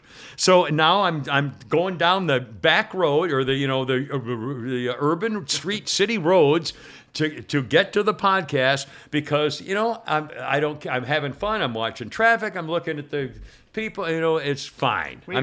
I'm trying to take the pressure off me instead of fighting people in my car, because I know something bad's going to happen. I know me. I know. The thing is, both you and I, not Flounder, but you and I should be in a small town by now. Yeah, I know. And away from most people. Right, yeah. Well, me anyway. He's got about 20 more years before he gets to that point, but we're at the point where where you guys, fuck everybody. Yeah, you're here. I'm done, I know. We're too close to the city. I know. But anyway, I thought that was... All right, one last quick personal thing. Maybe you can help me out. All of a sudden yesterday on Facebook, I opened up my personal Facebook page, and I wanted to send a video, so I hit the home thing, and all of a sudden the Facebook page completely was taken over by a notice that said, pick a default audience. And it was a list of 3 things. You could pick everybody, or only your friends listed, or those you designate, or something. It was a list of shit like that. And I said, I don't know what a default audience is. So I tried to X out of it, but there was no X. It was a full screen thing. And I tried to scroll up, scroll down, scroll left, scroll right, and I couldn't get out of it. It wouldn't move. I had to pick a line, and I even clicked off my phone and clicked it back on again, and it was still there. So I had to pick general everyone or something like that, and then it went on and let me do my thing. Where the hell did that come from? It's a Facebook thing. I don't know. Default audience? What that default audience means, these are the people that are going to see your things every time you go on. Every time you post something. Because if you want everybody. Facebook, yeah. Now, some people you can say certain friends, or you can exclude certain friends. It's kind of a pain, but you can do it. It made me... But default, well, maybe you haven't done it in a while, and every year or so, they tell you to, well, maybe you chose it once and you didn't remember. Anyway, I didn't know what that was. It's harmless. It's nothing. But again, I don't, just not being a creature of, shit like that. Okay, all right. I think I'm done with all my personal stuff. All right, now one thing we haven't done yet. How are we doing? Is we didn't talk because we weren't here. Better Call Saul. That's right. The prediction of the ending, and I assume you saw it. Yes, sir. All right, so we're not going to do a spoiler alert. It's been 10 days, or whatever. So, okay. Skip forward. Do your review. Yeah. Well, we're going to talk about Better Call Saul. Yes, for a moment, for a few minutes. First of all, I think now Flounder has not seen this series, so you didn't really have a prediction on the end of it. But Pete predicted that it would be Carol Burnett who got him, and it was. And that he would be, yeah, you're right, he'd be a prison star. Be in prison and be a big star. And at first, and in the show, I thought it was interesting because when he starts making all these comments about he wants to make a deal, he said, no, if you get a hold of me, you'll put me in that Shawshank place in Minnesota. It's a horrible place. It's horrible. And of course, that's where they ended up putting him. That was the place he got. I don't quite understand why he did it, but he's trying to be the good guy there at the end. Yeah, at the very, as the last 2 minutes of his freedom. Here's my thing. Why does she get away with it? Do you remember that he was ready to get out, and she talked him into going back in again and going after, if not going after what's his face, getting back in that to muck with people. Yeah. She talked him into doing it. He was ready to throw it aside and just be the lawyer, and she goes, no, we're having too much fun. I'm having too much fun. Let's keep doing this. Yeah, but it wasn't like she was a murderer or something. It wasn't but like she talked him into getting back into it. A bad guy. She should have gone down with him. I'm sorry. This whole thing about him being the gentleman and taking the blame for her, screw that. He had gotten away with it. 7 years he could do on his head and have his money waiting for him when he got out, and he throws himself back in because of her. So he knows he'll spend the rest of his life in prison. Yeah, he's never getting out. Yeah. By the way, that scene there where she comes in and she lights a cigarette, and he leans against the wall and takes it from everything. Exact same scene years ago when they were in the basement of the big law firm. Well, the very same scene. And in fact, Mr. Smarty Pants, there is another nugget of joy. Mr. Jump Ahead, before I get a chance to do other things I've worked my research on for all night long. But first, a couple things. Did you notice how the actors have aged? Since they had the last one, Mike and the widow, the girl married to Hank, to Hank the agent. Well, it had been a few years. Yeah, it had been several. And in fact, remember when I was listening to the conversation he had after the episode was over, and Saul or the Bob Odenkirk did not even remember how long it had been. Didn't even know in the script how many years it had been since they got together. It was something like 7 or 8 years. Anyway, I thought that was interesting, and of course the whole pretext about the review of The Last Thing was the time machine. If you had a time machine, and they were trying to give the characters a chance to say what they regretted, what would you do over, how, and at first I didn't take it that way. I thought, it kind of was interesting that Saul was only concerned at least at the moment with money. I would invest in IBM stock, stuff like that, in Apple and things like that, which I thought was pretty telling, which is another indication of what the change happened at the very end, because clearly that would not be the case, or he would have taken the deal and kept making money. But anyway, but again, that was one of the little things in the ending. But here's something else which I thought was pretty cool about the regrets, and I'll read this to you from one of the something or other just came out here this morning. The Better Call Saul series, last scene of Cranston's Walter White teases his guilt surrounding Jesse's fate.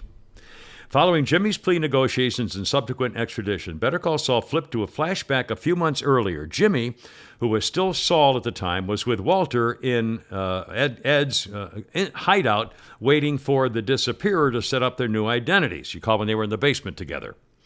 Jimmy brought up the notion of a time machine before inquiring if Walt had ever had any regrets. Just before Walt shared the story of Gray Matter Technologies, he looked down at his watch. The Tag Heuer Monaco wristwatch, I think it's Tag Heuer, Monaco wristwatch was given to him by Jesse as a 51st birthday present, remember? Implying that Walt had regrets about how he treated Jesse during their time as business partners. The hidden meaning of the watch specifically implied that Walt continued carrying around a reminder of his biggest regret for months. Walt's final scene in Better Call Saul also effectively set up the conclusion of Breaking Bad. When he let Jesse get away, when he was dying. So you haven't seen El Camino. You've got to watch that. Yeah, I do. I do want to see that. Is Better Call Saul before Breaking Bad or after? It was an after shoot. So it's an after. But it goes back a bit. Yeah, back and forth. But it's mainly after. Yeah. So I would need to watch. Actually, Better Call Saul sets up him before. Actually, Better Call Saul is before Breaking Bad because it sets him up as Saul. Remember, he was Jimmy, and then he becomes Saul. Oh, well, yeah. And then he meets. So it's actually before, but then again, it also has jumps nothing to do after with as him. well. So it goes back and forth Yeah, throughout the yeah, series. but it's a whole different life. So I would need to watch Breaking Bad first. Breaking Bad be the best one to watch. Breaking Bad, and then I guess Better Call Saul, and then El Camino to find out what happens to Jesse. I gotta watch that El Camino thing. I liked it. I liked El Yeah. Camino. There's one great scene in it. One great scene in it. What is El Camino? It's what happens at the end of Breaking Bad. Jesse gets away, but we don't know what happens to him. And El Camino. El Camino shows what happens. Now, there are 2 new series coming, which they announced, I saw as a result of watching one of these things. Apparently, Bob Odenkirk is getting a new series, That's awful quick. and it's going to be a comedy of some kind. I would take it. Well, he started as a comedian. He was a writer. He was a comedian, yeah. And he did that Mr. Show thing, which the people worship that. I don't find it funny. I don't think he's funny at all. With that Southern hater from Conyers, Yeah. who's funny. David Cross. David Cross. Yeah. He's a funny guy, but Yeah. the two of them together, I didn't think it was that funny. David Cross just had a special on either HBO or Self-loathing. Showtime last night. I couldn't. I tried to watch and I couldn't. Anyway, but he's going to have a new series, and I don't know much about it, but he's going to have a new series. Now, let's see. Oh, hold on. I want to talk about, and I hope we have, as you know, Kimmer Babes all over the world who frequently watch the podcast or listen to it later on, but frequently they're watching as we do the live Facebook feed or YouTube or whatever it is. And we have a Kimmer Babe in Finland, and I hope she's watching or will react to us when she listens to the podcast, because I'd like to get her opinion about their prime minister over there. Also, we'll talk about Voices from Hell, a couple of important Atlanta crime cases that need to be updated, Pelosi's drunken husband, a new documentary on Ashley Babbitt. Dodge is getting rid of the Charger and Challenger. They're making an electric version. They're going all electric. Oh, poor things. And they're going to make it sound like a car because they say yeah. that it still has vents. And when you start moving, it'll go row, row, row. And I even heard you could Google the sound. It's not the same. But it's going to be electric, so no stick shift, obviously. You can't shift electric things. You can't? I don't think. Now, Porsche is making level. that Taycan. I don't know if they're doing a stick or not. And they're saying that the Charger and the Challenger all electric starting in about a year will be faster than the other ones, which to me, I don't give a crap about that. I don't care how fast, if it goes 190 instead of 180 or 240 or whatever. But I want a stick shift. Anyway, whatever. Stick and the sound. All electric, yeah, and the sound sound package in the stick. Oh, we got all that coming up. Also, the shooting that in Midtown, and we got a billion things here coming up today. First, don't forget M&S Title Pawn, one of our fine Kimmer Show podcast sponsors. M&S, I say it funny because the title is the letter M and the letter S. So it's M&S Title Pawn, sponsoring this portion of the Old Kimmer Show podcast. Located in beautiful Bremen, Georgia, 306 Laurel Street, Suite A. Open Monday through Saturday. Hey, check them out in person. They love to welcome their customers if they can buy or sell something and help you out in whatever way. M&S Title Pawn on the web is manstitle.com. If you spell M&S, you get M-A-N-D-S. So it's manstitle.com on the web. Here's the phone number. Give them a buzz. They'd love to actually answer Mr. Phone. Area 678-821-3337. Again, that's M&S Title Pawn in Bremen, sponsor of the Old Kimmer Show podcast. Yeah, back to the thing. Now, I thought this was particularly amusing, and I hope to goodness we get to hear from at least one of our Finnish Kimmer babes.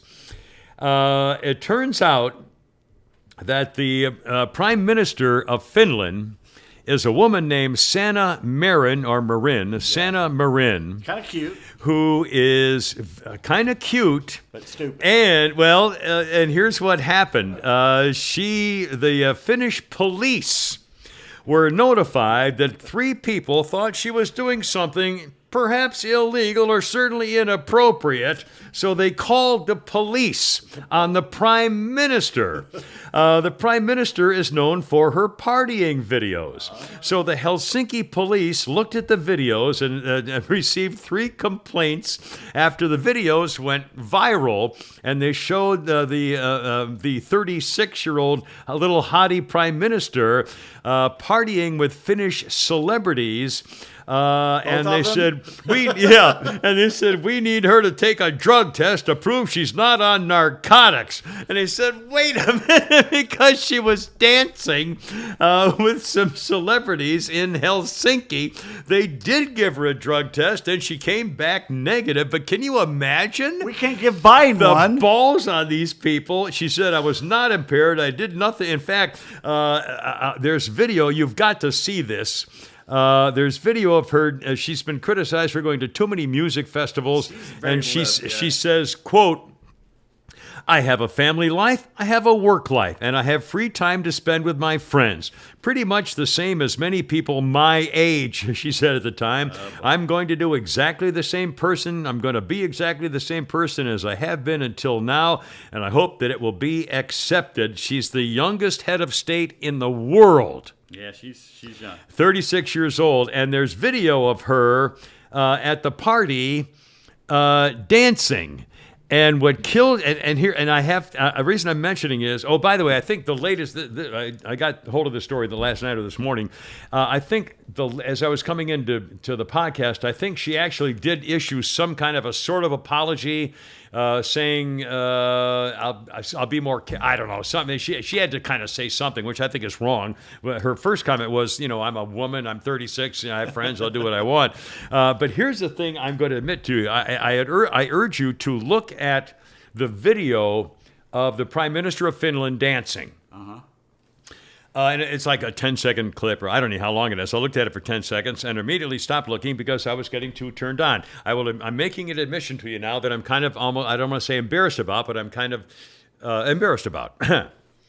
For some reason, if women are dancing, just having fun, even girls in a group, 2 or 3 women dancing at which they do.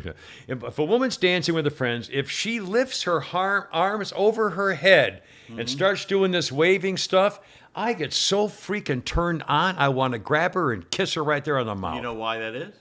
I think I have a guess. 1, I'm kinky. 2, I think it's a sign of, hey, I'm over here. Or 3, it's a sign of her surrendering. That's it. Because if a woman is laying down, if women don't understand, arms are incredibly sensual on a woman. Yes, they are. They can't be flabby and fat, too. And they can't be too muscular. And but shoulders leading to their neck too. There's a good even thing in there that's very. And when a woman's laying down on the bed and puts her arms like this, that's the surrender pose. Well, she take me. I mean, she's surrendering. That's sexy as yeah. And I'm telling you, when a woman she starts doing this. And it's not the wiggling. I mean, a woman wiggling is obviously sexy, but when and it's the arm. When they lift the arms up, I go, oh my God, I want to go right over there, take her home with me right now. It's a flight to Helsinki. And again, I wonder whether that's an age or a generational thing for some reason. Why? I don't think. I wonder whether, in fact, Flounder's probably have to talk to somebody in their 20s, but let me ask you this. To me, again, I'm a baby boomer, so to me, a relationship with a woman has always been, I'm the man, I'm going to walk on the outside of the curb, I'm going to protect you and take care of you, I'm not going to force you to do anything, but when you kind of surrender to me, I know that you're willing to trust me or whatever when you come into my, it's kind of the manly thing, and not that you overpower her, but that you're the man. But you push it, you push it till you hear no, and no's right. no. No, right. Yes. We're still aggressive, but if she says no, she says no. But when she, the sweetest thing in the world, I will never forget, like the first moment where she surrendered by coming into my arms with her arm around me instead of against my chest. And when a woman takes her arms away from your chest and lets you pull her in, I mean, it's a little surrender, and I'm sure that's what it is.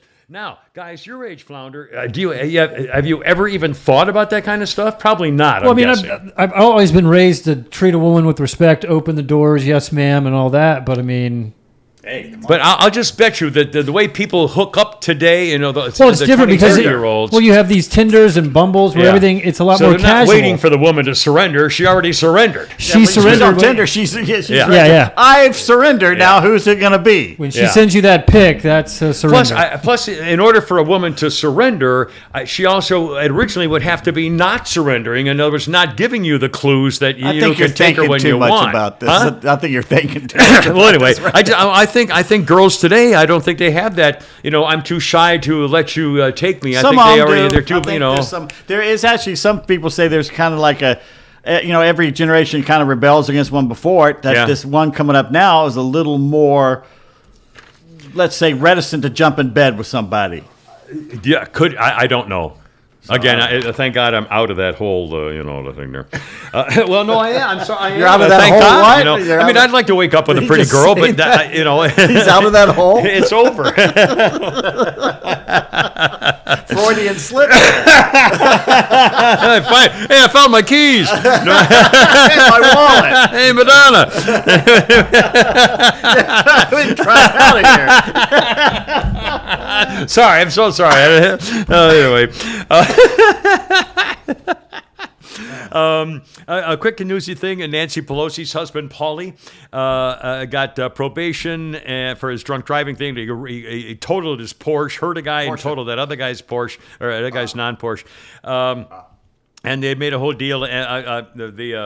Jesse Waters had been doing a whole big thing on this on the he should Fox be arrested shows. for totaling that car. Now, I would hate to have. He does have to have a breathalyzer to start his car for the next year. Can you imagine the pain in the ass that's got to be? It's a designer one that hooks right into the 911. And I guess especially for a drunk.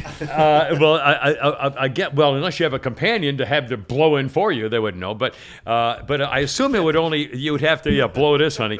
Would be that it would have to be at the legal limit, because if you ought to be able to have a beer with your dinner and not be at home. And still, if you want to go out and drive your car, right? But if you've got a DUI probation, you probably have a 0.0. I don't know. That's what I'm wondering. So you probably can't have an ounce of any alcohol if you're pulled over. Yeah. So again, I'd hate to have to go through that for a year. But again, you deserve it. You cracked up a guy's car and hurt him. You could have killed somebody, including yourself. So screw you. But anyway, he basically got a deal. Did y'all see that video that's circulating at the Oakland A's baseball game that's happening way up in the nosebleeds? No. There was a lady providing some head activity right in the stands. And the thing is there was another video under that one, and it showed the crowd at Oakland A's. There couldn't even have been 4,000 people there. They're averaging about 3. Yeah. I mean, it was sad. It's like the Braves in the 1970s. That was the funny thing is you could totally see what was going on because they were the only two up on the upper deck. Was she doing like the lap dance? Oh, no, she was giving the guy head. My God. Well, now see that. I've seen a lot of them where the girl be sitting on the guy's lap and you realize he's not wearing any clothes, or something or other. She's not good. Anyway. Okay. Sorry, folks. Wait, keep this family oriented here. We can have a little fun. Screw them. That's what I say. Also, I know. Speaking of Fox and Tucker Carlson, had a guy on last night from I've forgotten what source who's putting putting together a documentary showing a lot more video footage from Ashley Babbitt Day, January 6th, where the innocent woman got murdered by the reckless cop. Shot in the neck, and there's more video which he says will clearly show that it was all, that the cops were letting people in, they were directing them where to go. It was clearly nothing at all like what actually was, supposedly happening. And the reason I think that's important is because, and again, we don't do like newsy stuff here, but by God, I'm going to mention this for the important reason of the Rayshard Brooks case. You'll recall, if you don't know, the Rayshard Brooks case. This guy was a couple of years ago, 2020. He was a black man was at the Wendy's drive-thru, unconscious, and so the Wendy's people called the cops. Two or three cops showed up. White cops showed up, and as I recall mentioning at the time, they spent something like 40 minutes talking to the guy in the car, working with the guy in the car, saying, "Sir, you're going to have to get out of this lane. There's something wrong. Are you okay?" The first words out of their mouths were, "Sir, are you okay? Sir, can we help you?" The first words out of their mouth when they went up to the guy's car, unconscious in the Wendy's drive-thru. Anyway, eventually they got him out of the drive-thru. They said, "Sir, we have to put you in handcuffs. You can't drive, and we have to take you into the station because da-da-da-da." He fought them. They tried to work with him for 40 minutes. He fought them. He grabbed their taser, shot one in the face. So the cops shot back and killed him. And so then the family hired, got that one of those same scumbag lawyers in the case. Wendy's eventually burned down. We'll talk more about this. As I mentioned, the bottom line is that the 2 police officers now have been totally cleared. Yep. All the charges are dropped. And you'll probably never hear that in most places, or especially in other places outside of the city. The Rayshard Brooks case, the executive director of the Prosecuting Attorneys Council of Georgia, Pete Scandalakis, was hired to overlook everything. He dismissed all 11 criminal counts, including the felony murder charge against Officer Garrett Rolfe, who will never get his life back, and Officer Devin Brosnan, who also will never get his life back. They were accused of being racist, white supremacist murderers. The videos show a black man shot to death by a white officer. That's the way this whole thing was categorized from the very, very beginning. Wendy's, Mayor Keisha Bong Bottoms, again, a white-hating, racist mayor, basically allowed the scumbag black criminals to take over the area of Wendy's as their own little special hideout. What happens to Paul Howard? Paul Howard lost the election. Well, the thing is shouldn't he be held accountable for some of this? I'm going to get to all that here in a second. Yeah, absolutely. But if it started with the mayor, who basically the mayor said, well, now, we don't want to send all the police in there to scatter all the protesters over the shooting of Rayshard Brooks. Let's see if we can't, rope off the area, make it calm. I mean, this is a mayor saying this. And, of course, they set the Wendy's on fire. Yeah, so that really worked well. And now they're bitching they don't have a Wendy's. Yeah. So who burned it down? Yeah. Yeah. Black people supporting the black people. Well, but the USA Today headline pretty much read like the cops were getting away with something. Yeah, exactly. White cops get away with murdering another black man. Not going to be held responsible for the death of, Scandalakis found the officers were willing to give Mr. Brooks every benefit of the doubt. The use of deadly force was reasonable. The blowback against the city's police department was immediate. Keisha Bong Bottoms announced that they were firing the cops. Paul Howard arrested him for murder. Yep. The charges were filed against both of the officers. Wendy's restaurant was charred ablaze. Demonstrators protesting the cops. It was a violent fight initiated by Rayshard Brooks for reasons known only to him. Oh, I know some of the reasons. There was no video of the cops dragging him around, no video slamming him on the ground. Brooks, quote, "I don't think there's any other way to describe it," said one of the lawyers. Brooks proceeds to beat the crap out of the 2 police officers. He overpowered both police officers, twice managed to throw Officer Rolfe away from him, took Officer Brosman's taser from him, fired the taser once at Officer Rolfe and a second time at point-blank range at Officer Brosnan's head, and then fled. A search of his car, by the way, Rayshard Brooks' car, found methamphetamine, Eutalone, an alternative native to MDMA, and ecstasy. In his blood was not only booze, but cocaine, codeine, and some other kind of crap in his system. And the reason, let's remember, that he had passed out was because he had been getting high at his girlfriend's house. And the first thing the family said was, oh no, our beloved father and husband with a 3-year-old daughter was on the way to come home to celebrate his 3-year-old daughter's birthday party. And this poor, loving husband and father was deprived of the chance to be with his loving family once again. He was cheating on her with his girlfriend at the time and was so high that he fell asleep at the Wendy's. And then fought 2 cops until they finally caught him and had to shoot him. And as far as I'm concerned, Flounder, you're right. Danny Porter ought to be sued, and the family ought to be sued to give all the money back that they got from not only the GoFundMe's, but the Black Lives Matter and everything else. Huh? Paul Howard, you mean? I mean, Paul Howard, Danny Porter. I know you don't like Danny Porter. I don't think he had anything to do with it. Paul Howard, and Keisha Bong Bottoms, who immediately set the city ablaze because of their actions after what had happened. This is exactly the kind of thing that Puttitat did, Barack Hussein Puttitat, in the Ferguson, Missouri case. He turned the community against each other based on race. Simple as that. And it was done immediately. And the result was exactly the way you thought it was going to be. And as far as I'm concerned, those cops ought to be paid. Talk about a GoFundMe. Those cops will never get their... Ow. Shit, I just bit my tongue again. God bless it. Oh, that hurts. Oh, crap. And that's from it hasn't healed Why is yet. other people's pain funny? The worst part of that is that's happened to me before, and I had like a bubble. Once it starts healing, it's just like. They do it again. Oh, I hate it. sorry. I Anyway. feel for you, brother. I've been there. Anyway, the cops are cleared. Never should have happened. He was wrong. Give the money to the cops.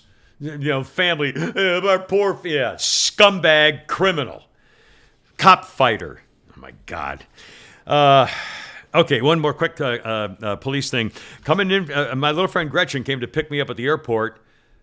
What's today? Wednesday. Monday. And that was when the Midtown shooting was, and the woman fled to the airport. Yeah. And Gretchen said all that cop stuff was happening as she was trying to get down toward Hartsfield. And in fact, coming back, there were still cops everywhere. And I'm sure, listening to the radio, that they were all saying, oh, Midtown shooting, probably some white supremacist or some white guy. And of course, it's a black woman. Who's saying that? Atlanta's 99% black. What the hell are they talking about? Well, but again, almost every shooting is involving a black person shooting another black person. And that it was a racist. Yeah, that was it. Yeah, I know. And again, I didn't even bring it in because there's so much there, like 5 or 6 stories in the Al Jazeera Constitution of crime, and 14 and 15-year-olds are all black. Every one of them is every single one is black. What's black the local crime. news? The first 15 minutes. Yeah. Who shot Boo? Yeah, I know. Boo got shot? Yeah, Boo got shot. Call the ambulance. That's right. Guy, send me a ambulance. Real quick clarification: it's 10,000 he cleared, not 20,000. Oh, they did say 10. So it's 10,000. Okay, at first we heard. Well, there were mentions of he was going to go up to 20. Well, they must have known that. They did that on purpose. So now, it's only 10. Oh, okay, we'll go for 10. Also, another good news: Matt Olson hit a grand slam home run that actually went out into the river. Oh, Pittsburgh. 420 feet. Whoa. Outstanding. Whoa. Three River Stadium. I remember when we went there. I did my radio show, my afternoon show. It's a really cool stadium. It was beautiful. It was beautiful, and in fact, Pittsburgh. I love Pittsburgh. I was very Steel town. surprised. In fact, at the time, I was still jogging a lot. So I remember we went over there overnight, and I remember getting up in the morning and going for a jog through the 3 bridges of the Monongahela and I can't remember the name of the rivers now, but the Monongahela, Monongahela. I think Allegheny's on the left if you're going upriver. Yeah, and there's a city. Allegheny, Monongahela, and Allegheny's on the left. Monongahela is on the right, and it becomes the. I can't remember. Ohio. Okay. I remember the Monongahela. And it was a beautiful, clean, modern downtown city. It's a nice city. Yeah, Pittsburgh, which would used to be known as the Steel City with soot and everything else. It was beautiful. It shows what you can do to revamp a city. Yeah. And the people are wonderful. Yeah, I had absolutely wonderful. And I caught a foul ball in the press box. Yeah. Or actually, it hit me right in the lap. It's amazing. That state is so different. The east side with Philadelphia is such a shithole. Yeah, don't go there. And the west side is so pretty with the mountains in Pittsburgh. Yeah. It's just a total Yeah, it's a total different state. Anyway, I thought that was fairly cool. All right, hold on. I want to talk about Holy Crap at Sports. Oh, my God, we're going way long here. Is that a bad thing? Well, we haven't been around for a week. Yeah. So can we go a few minutes long? A couple. I did want to brag about our friends at SwapMyWhip.com. Again, speaking of cars, and you'd be driving along, you're saying, I see a car I've always wanted. Well, go to SwapMyWhip.com.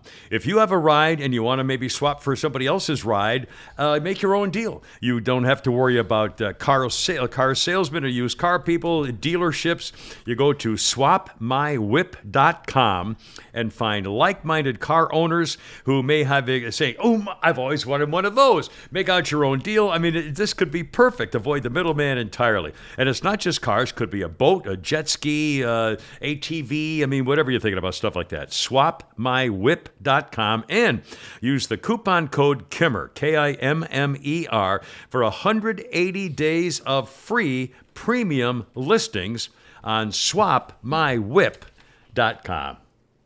Okay, quick things. Holy crap, it's sports coming up later today, I'm guessing? Yeah, because I had the guys coming around to inspect the fire thing, so I couldn't do they used to do that at my townhouse. They don't Takes do them it 2 anymore. seconds. So. Yeah.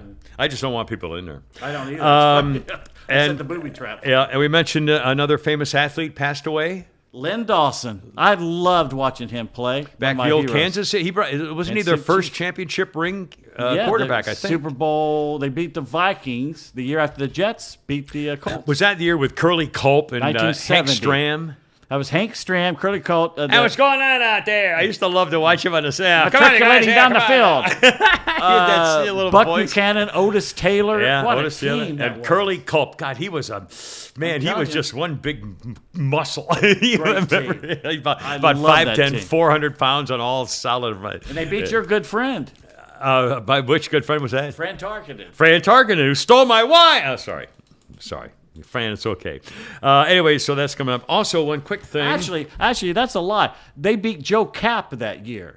Tarkenton Joe Kapp was the famous- a little was the bit Jets. later than that, but Joe Kapp was with the Vikings. Our and Vikings back before Fran Tarkenton. And Joe Kapp was known as a madcap quarterback, screwball. What was that, about 10 years ago? He was more of a halfback than a quarterback. No, almost. he was a runner. He couldn't Yeah. throw for crap. But about 10 years ago, he was in the 60s or 70s. He's up on a dais with some other former players, and he got so mad he took a swing and punched the guy off his chair. That sounds about right. Yeah, he was a madcap old guy. Dawson had a great. I watched a little bit of the Falcons game against the Jets, and I'll tell you, this guy Ritter looked great. And now and I read a story saying they were yelling at him because he's got to clean up all his mistakes. He looked fantastic. He's making mistakes, but he's a rookie. He's going to do but that. He looked great. Man, I arm, like boom, him. bam. He threw a couple of passes that didn't have a 4-inch window. I'm telling you, I like him. I mean, far. he looked great. He's a winner too. He's a winner. But I mean, his passes were beautiful. I think it's something inside I want to talk about. Was there. Oh, sorry, Flounder. What happened? Was that my fault? Did I do something bad? I don't know. Something happened. Also, I've been watching Little League World Series stuff. A little bit, not as much as you. I watched a little of it. Yeah, I know. Those umpires. I mean, I'm sorry. They're the worst umpires in the world. Those Why guys do are they so do bad. that? I mean, the high strike is up in his eyes. Well, for God's the thing sakes. is do they need to start getting more professional because they're volunteers? Yeah, I know. but you've got to pay them $100. I've been saying this for years. Yeah. That they're horrible. And so there should be a level. The kids are better players than they are umpires. And it always used to be, a strike used to be the letters to the knees, and which is fine, but keep it the letters to the knees and not the eyes to the They're toes. calling I mean, it a foot outside. outside. Would this be a good place to start not having an call balls and strikes? Yeah. Start it with the Little League. I don't think they have the money for Well, that. anyway, one last thing. Little League players, some reaction online. A young black player sitting with a blank expression as white teammates affixed some cotton-like substance to his hair. Announcers were laughing about it because they were putting stuff on his hair, but it was a black kid, and it looked like cotton balls. So they obviously saying it was racist, and everybody's saying, wait a minute, they were just playing trick with their. Right. I mean, come on. I'm watching it. One of the few things I was watching live, I go, "Oh God, somebody's going to bitch about say that." something, and they did. I know. And again, but you can't do anything anymore. I threw it down there for you. Pick that up for you. Yeah, there you go. Now that's the way it should be.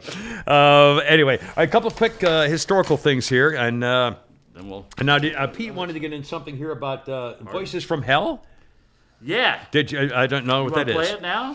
Oh, it's an audio thing. Yeah, you haven't heard about this? Oh no, I have not. All right then. Oh well, are you going to do that right now? I can do it right now if you want. Yeah, sure. Basically, a lot of people are saying this is BS, but NASA has put together in sound in space. There's no sound, right? Right. Theoretically, nothing But- to carry it. Yeah, no molecules. In some of these places, there's so much gas from the gas giants that there is sound.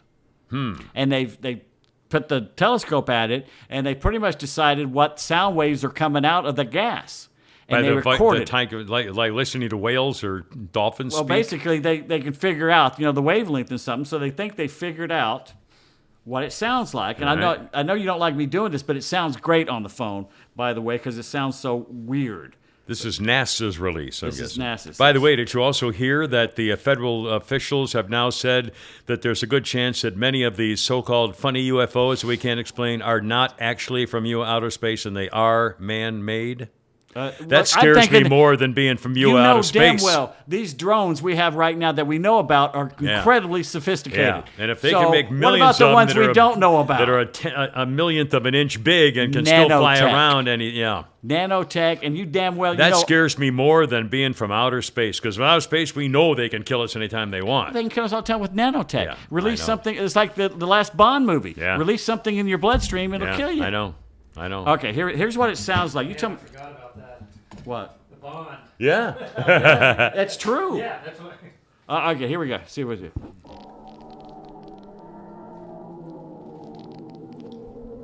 I don't hear anything. As high up as it's going. Can you hear it? I can't hear it.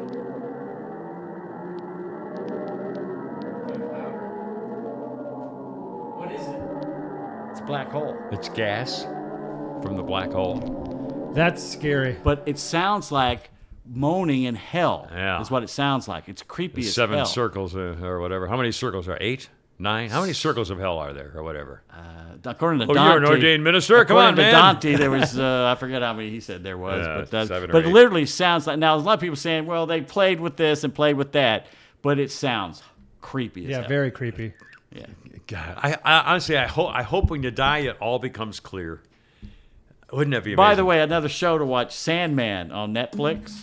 I've heard of that. Okay, the thing is though, everyone in this show is gay.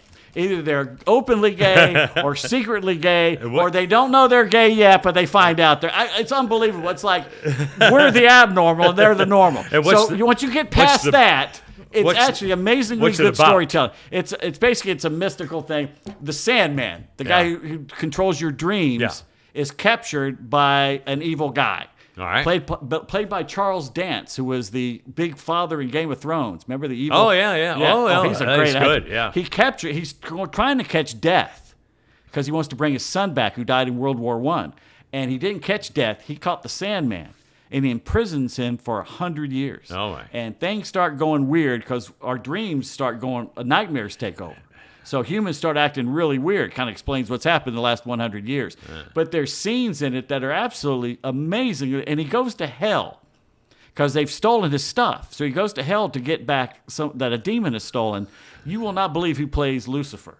As soon as you see the person, you'll go, holy All right, cow. spoiler alert. I want you to tell me because I'm never probably going to see it. Who plays Lucifer? Okay, spoiler alert. If you guys don't want to know. Brianna of Tarth. The big chick from Game of Thrones. Oh, my God. Really? Lucifer. The big blonde girl? She's, monster girl? Oh, my God. She's scary, yeah. I'll bet she's scary. Yeah. This is a series? It's a series. Sandman. Neil Gaiman did it, who's done American Gods. He's done a lot of those graphic novel stuff. It's called The Sandman, and there's two actually things. One that happens in a diner, and one where his sister is deaf, and he follows her around while she does her rounds, and it's so poignant in how she does it. And then after that, he goes basically into hell, and it's just amazingly done. I'll be damned. And he basically he makes a bet with death, and about they're 1349 England, and they're in a pub, and they're talking about humans acting this way, and they make a bet that there's this guy there.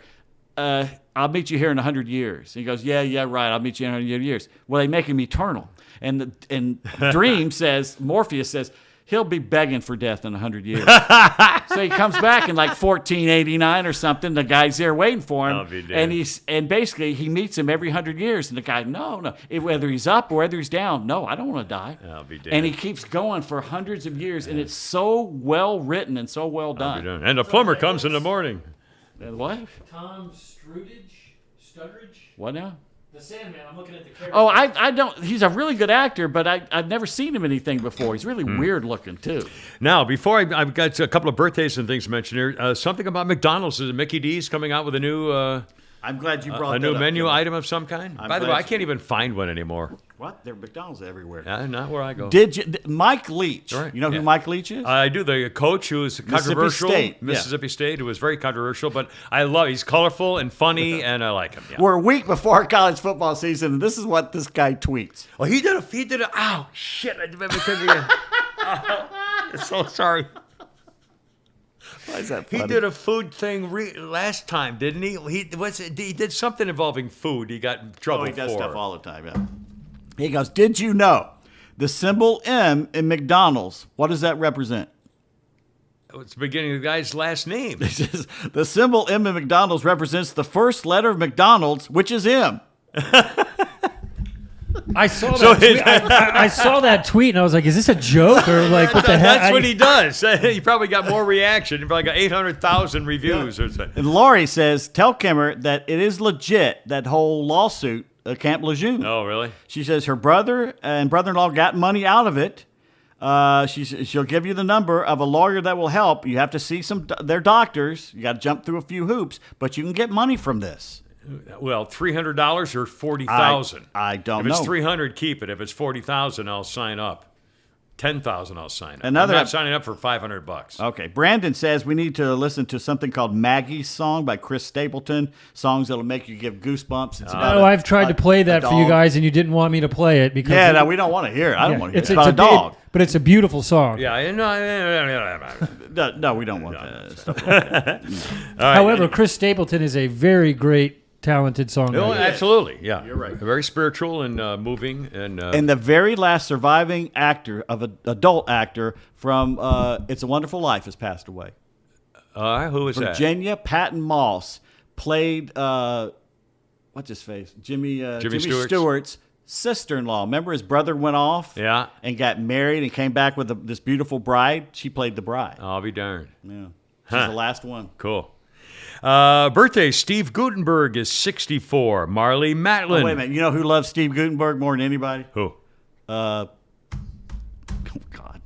What did I He was in Police Squad, Police Squad, Okay. or God bless. A bunch of I can't things. believe I've It's like Kimmer here. No, it's our former coworker who passed away. Oh, Kara. Kara. Oh. Kara. I wanted to that's say right. I Kari. I want to remember keep that. saying Kari.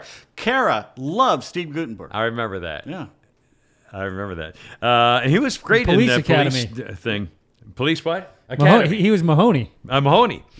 Marley Matlin is 57. I'm saying that with my things. Dave Chappelle, 49. Remember he quit his series. He gave up $30 million for, was it Netflix or HBO or somebody? He quit and moved to Comedy Central Thailand or for a while or something. whatever it was. Came back and then did his series, and they paid him $40 million to do it again. So he actually made $10 or $20 million by quitting. Ann Archer, I still have the hots for her. 75 years old. Mason Williams, classical gas man, 84. Craig Kilborn, I don't know if you think about him much at all, 60. He's the idiot Yeah. that started off that show that what's his face? Sports Night or No, he left ESPN Oh, I know. Sports Center to do the Daily Show. Daily Show. Show, yeah. And On decided Comedy Channel. it wasn't big enough for him. So Right. Mr. Ego went to CBS and did a late night show that failed. Yeah. And Jon Stewart took over. That's right. He also Became tried a to become star. an actor. He was in what the hell is that movie with? God, now my mind. Yeah, he did a couple of things. His arrogance is what got Yeah, him. Yeah. he's 60, Craig Kilborn. Cal Ripken Jr., 62. I thought he would be a lot older than that for some reason. Mike Huckabee, 67. He's got some interesting commercials kicking right now Yeah, on Fox. yeah. I've met him. He's a really nice I man. think he's a very nice man. How did his daughter do? We have heard about her Yeah, results. she's and everything. Did she The won. primary? So she won the primary. So Well, she'll be governor then. she'll be I'll the bet you. Republican candidate. Reggie Miller, basketball Hall of Famer, 57. Yeah. David, you know who David Kuchner is? David Kuchner is 60. David played Champ, the sports guy in Yeah. all the Anchorman movies, and Todd Packer on The Office. He's funny. He is funny. He's 60. Vince McMahon, former WWE chairman and horn dog, 77 today. Music list includes something happened 1963 on this day. Little Stevie Wonder made history. He had a #1 song on the pop chart and the album chart at the same time, first time ever, Fingertips Part 2, and it was also the first live single to hit #1. Stevie Wonder at the time was 13. And also, same day, 1967. Hide my tongue. Must be the S's. Keith Moon, on this day in 1967. Keith Moon celebrated his birthday from the day before. He's still celebrating the day after by driving his Lincoln Continental into the Holiday Inn swimming pool in Flint, Michigan. Oh, happy birthday! Right into the pool. Bobbing up and down. It was pretty funny. 1814, it took a little trip. Part of the War of 1812. Johnny Horton. You know, if you're a certain age and somebody says in 1814 we're all going to took a little trip, it's like saying Joey. We all have an answer to Joey. You never hear me do it, but every time you do one of these dates and you say 18 something, I say it under my breath. You don't hear me do it. It was on this day as part of the War of 1812, which is 2 years early when it began. The Second Revolutionary War. Actually, the British stormed into Washington D.C. and burned down the White House, the Capitol building, and several more buildings in 1814. Yeah, we still owe them for that. We definitely do. 1954, President Eisenhower signs a bill outlawing the Communist Party. Good. Can you imagine? I'm making it an outlaw party in 1954. When can we start shooting them? I like it. Are there tickets? Or 1992, Hurricane Andrew slams into southern Florida, ravaging with 150 mile an hour. Yeah. Doug Nodine, the morning show producer, Tom Hughes, and the whole gang. Hey, you guys should... He decides to take that day off. So guess who's filling in for him that morning, producing that show when Andrew hits? Hurricane Andrew, yeah. 250,000 people homeless, 85,000 homes blown to smithereens. Yeah. Great day. That was 92. A year later, 93, detectives investigate charges that Michael Jackson seduced a child he had befriended, performing sex acts with him at the Neverland Ranch. The boy's father brought the charges. 1989, baseball commissioner Bart Giamatti bans Pete Rose from baseball for life because of gambling. 79 AD, Mount Vesuvius blows its stack, burying the citizens of Pompeii and Herculaneum in 13 feet of volcanic ash and lava. At least 20,000 died, many of them in the same position. They were covered with ash and lava, holding on to their loved ones and guarding their babies. And 4 years ago, they decided it's actually in October. Well, it was seemed like the same damn thing to me. Breaking news. Breaking news. I like my way better. 2007, the NFL suspends the hideous Michael Vick indefinitely after Atlanta quarterback admitted in court papers that he was a dogfighting kingpin gangster and actually helped murder and torture living dogs until they were dead. I don't even want to remember how he did it. I'm putting it out of my mind. 1998, 3 parties made a donation of 24 beads to the Indian Museum of North America at the Crazy Horse Memorial. The beads are among those used in 1626 to buy Manhattan from the Indians. Probably not. Can you imagine having the real beads? Come on. You really think they're real? Huh? Could be fake. 1572, those wacky Catholics begin their slaughter of French Protestants in Paris. Huguenots. They butchered around 70,000 in the name of God.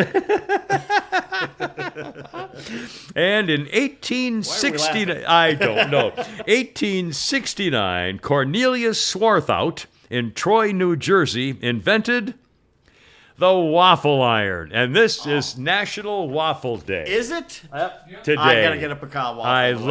I'm going to make some, I think. Well, I God. can't. I've got food. A little Gretchen brought me food to make up for being out of town. But I will. I gotta stop by Waffle House, get a pecan waffle. There you go. Oh, by the way, 1 year ago today, Yes. I can't believe it's been a year, we lost Charlie Watts. Oh, the Rolling Stones. That's right. In fact, it was on Can't the believe it's been memorial. a year. That's right. And he was 80 years old, and it was in London.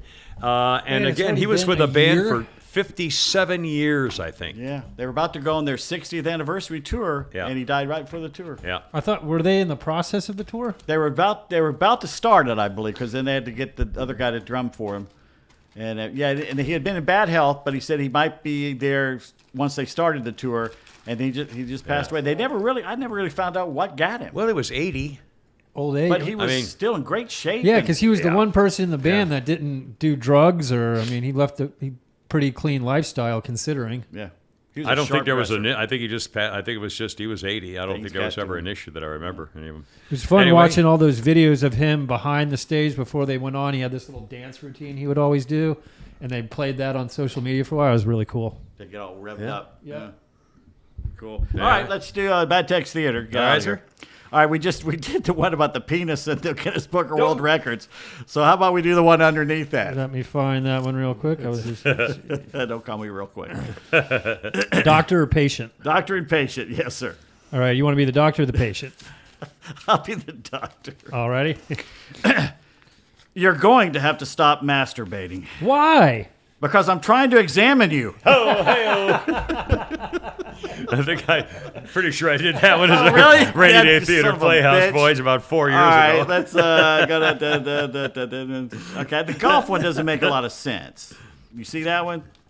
Yeah, let's see. So let's do the one beneath that. Basically, there's a knock on the door, and right. there's a vampire at the door. So Vampire you're at going to be the the door. vampire, Land and you're going to shark. be the guy in the door. I'll be the guy in the door. Okay. All right. Hello? Do you have a minute to talk about Dracula? No. Wait, Dracula? Yes. Your vampires? Yes, we have pamphlets. Vampires have missionaries? Where else would new vampires come from? I assumed you bit people. There are many hurtful stereotypes. May we come in? That's where it ends for me. You have to invite a vampire in. Oh, They can't just come in. sure. Land Shark, remember Saturday Night Live? With Emily Latilla would answer the door. Land Shark. And actually it started social media. Back then it wasn't social media, but people would take pictures of fake shark fins in the road and stuff and in neighborhood lawns and stuff. Candygram. Anyway, but Candygram. Yeah, that was... oh, come on. Ah! Anyway, all right, boys. Sorry, we're a little long today. Have a great day. Holy Grappler Sports, a little bit there on Flounder. Again, now we do it on Friday. Don't forget, I'll be calling into the radio station 106.3 on Friday mornings. Hoorah, Semper Fi, I gotta go, you're killing me. Look out, here we go.